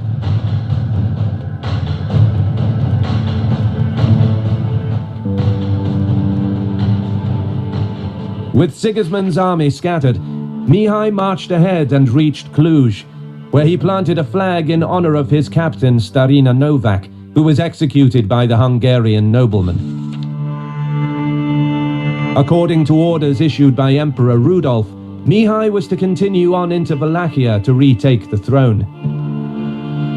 This was made easier by the fact that his supporters, led by the ever-loyal Buzescu family, had already overthrown Simeon Movia and sent messages to Mihai that they awaited his arrival in Târgoviște. However, Mihai wanted to separate himself from Basta and occupy Alba Iulia as his princely seat, directly against Emperor Rudolf's wishes. Needless to say, it was unacceptable for the Habsburgs to allow Mihai to rule over a potentially powerful kingdom, and the emperor put in motion a plot against his life. On Rudolf's behest, Basta sent his men in the morning of August 9th, 1601, to Mihai's camp. When he tried to defend himself, he was struck down with halberds and his head cut off. His body was left to lay in the field for some time, but his followers managed to bring his head back to Wallachia, to a monastery overlooking the former capital, Târgoviște, from a hill, where it is still today. Mihai's defeat was more a political than a military one. He tried to impose the rule of his Wallachian party in Transylvania and Moldavia over the power structures already established by the local nobility. This caused significant resistance and finally led to his downfall. It seems that he thought too much on a military level, using his army as the answer to the demands of his rule. In addition, the outside pressures proved too much, as the strong monarchy that Mihai tried to create presented a problem for the three major powers. For Austria and Poland in particular, it was strategically much more favorable to keep Wallachia and Moldavia as weak buffer states with exchangeable voivodes, who easily agreed to pay tribute and serve to absorb potential invasions from the Ottoman Empire. It was also a question of prestige for these powers to be the overlords of the three principalities and not equals to a potentially strong leader like Mihai the Brave, ruling a powerful kingdom. But his brief unification of Wallachia, Transylvania and Moldavia would go on to form the foundation of the Romanian national identity. And that is the life and legacy of the Romanian Orthodox Christian warlord, Michael the Brave. So I hope that was insightful for you guys. I know a lot of you before the stream started had never heard of the man. And I think for us Orthodox men, as someone said in the chat, Mr. Fist, rest in peace to a real one. He was a real one. He was a badass. As I said, he was a real badass. He was a true legend. He's kind of overshadowed in history because there's just so much going on, during this time period specifically. I mean, if you study the end of the 16th century, are you really going to confront the Battle of Calugareni? Probably not, but it's incredibly important. As I said, that battle is still studied at military academies around the world. They still study that battle. So incredibly influential. And even though he's overshadowed, I would say from the Orthodox perspective, David the Builder of Georgia, Saint Stephen the Great of Moldavia, even Vlad Dracula, Vlad the Impaler, they probably overshadow him. He's kind of forgotten. Unless you're Romanian or very familiar with Romanian history, a lot of people have never heard of Michael the Brave. But an incredible, incredible man. And to really think about it, it's from 1593 to 1601 is when he's assassinated. Everything that we watched happened in an 8-year period. That's incredible, right? Think about that, and think of how much slower things evolve and time slowed down compared to today in the late medieval period at that point, in the end of the 16th century. And in 8 years, he takes Wallachia from a vassal of the Ottoman Empire to a united kingdom for the first time, establishing the Romanian identity that will eventually emerge in the 19th century. So, an incredible, incredible guy. Mr. Fist says, how many more of these Orthodox mega chads are there? Dr. DPH going to run out of rulers to do streams on. There's still a handful more Orthodox ones that we could find. They're going to be less known. We've hit a lot of the big ones, right? We've hit Constantine. We've hit Saint Stephen. We've hit Saint David. We've hit. I feel like we're missing one. We've done Alfred the Great. He was Orthodox. That was pre-schism. Alfred the Great, the Anglo-Saxons. I love Alfred the Great, by the way. Alfred the Great he's a real one. Alfred the Great is one of the better rulers. Big fan of Alfred the Great.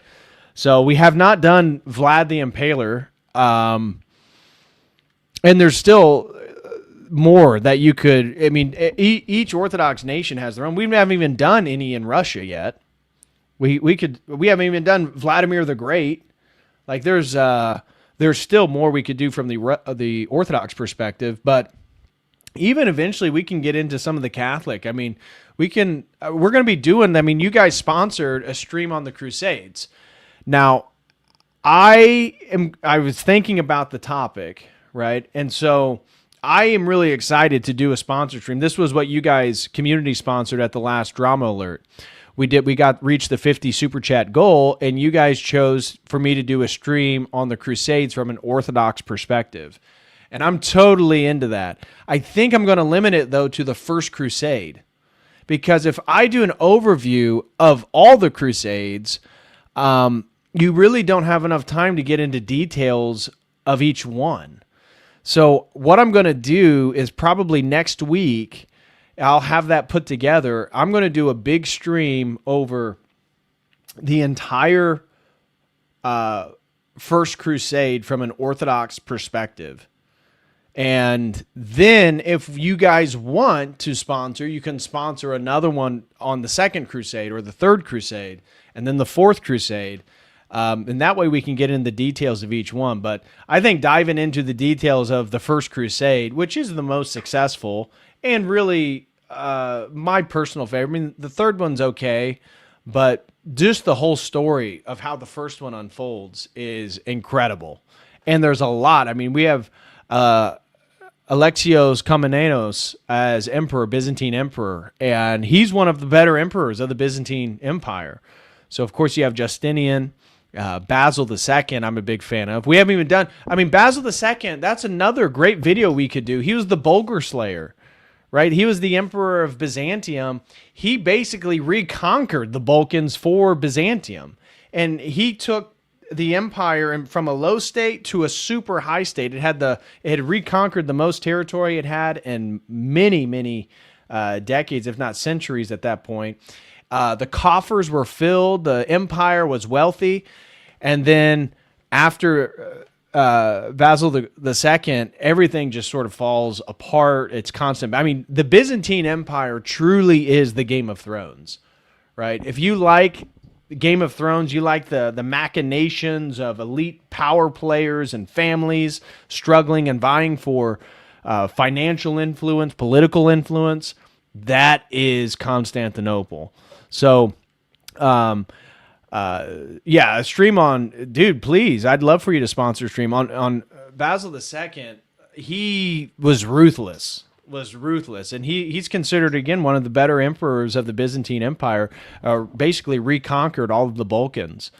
And Alexios Komnenos during the First Crusade, he's considered to be one of the better Orthodox emperors. So, I think the First Crusade one will be a lot of fun, and if you guys enjoy it, then we can community fund for the Crusade number 2, which isn't as interesting or successful, but from the Orthodox perspective, right? From the Orthodox perspective, the story about the Crusades is so different.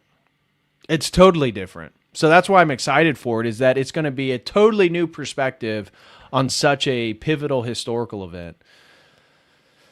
So anyways, thank you guys. Did you guys enjoy the Michael the Brave? I appreciate everyone being here.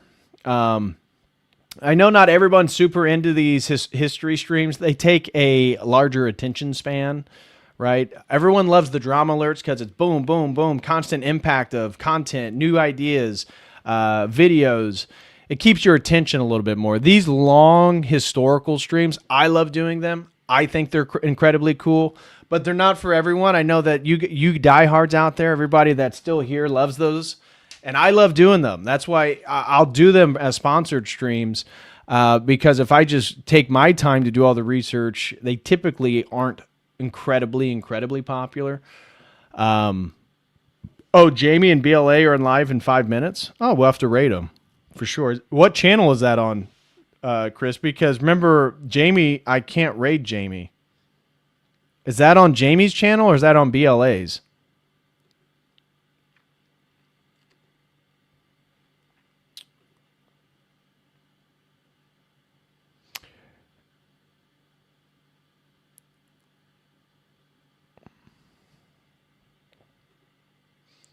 I see Buck Johnson. I see Jamie Hanshaw.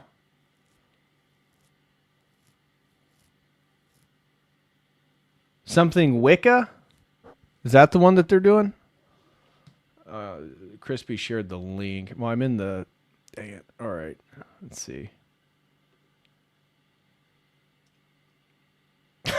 What is BLA doing in that thumbnail? Are you afraid of the goth? Okay. Are you afraid of the goth? I don't think Jamie... Did she allow me to... Maybe it was a different channel. Let me see. Jamie, are you afraid of the goth? There it is. Okay, yeah, we got it. All right. Cool. Mr. Fist says, my absolute favorite are your occult and transhumanist streams, but those are a close second. Yeah, well, the transhumanist stuff never seems to be very popular. I devoted, 2.5, 3 years of my life to study it. Maybe it's because I've done so many streams on that topic, but they tend to not get as much engagement. It's really the news, the eschatology, prophecy, demonic occultism. Those tend to be the ones that people like the most. So I'm gonna start diving into more news and covering more news. There's no one in the orthosphere that really stays on top on news in general. And so those drama alerts, I'm going to continue those because I think that's a new perspective that I can offer people, is especially because all the history, talking historically about contemporary events. Like one of the things I was wanting to do is get into like a history of Iran, so people can better understand like who we're going to war with. What is Iran? What is Shia Islam? And just do streams, like basically historical streams, but relate them all to current events so people can have better understanding. I think that's useful. So,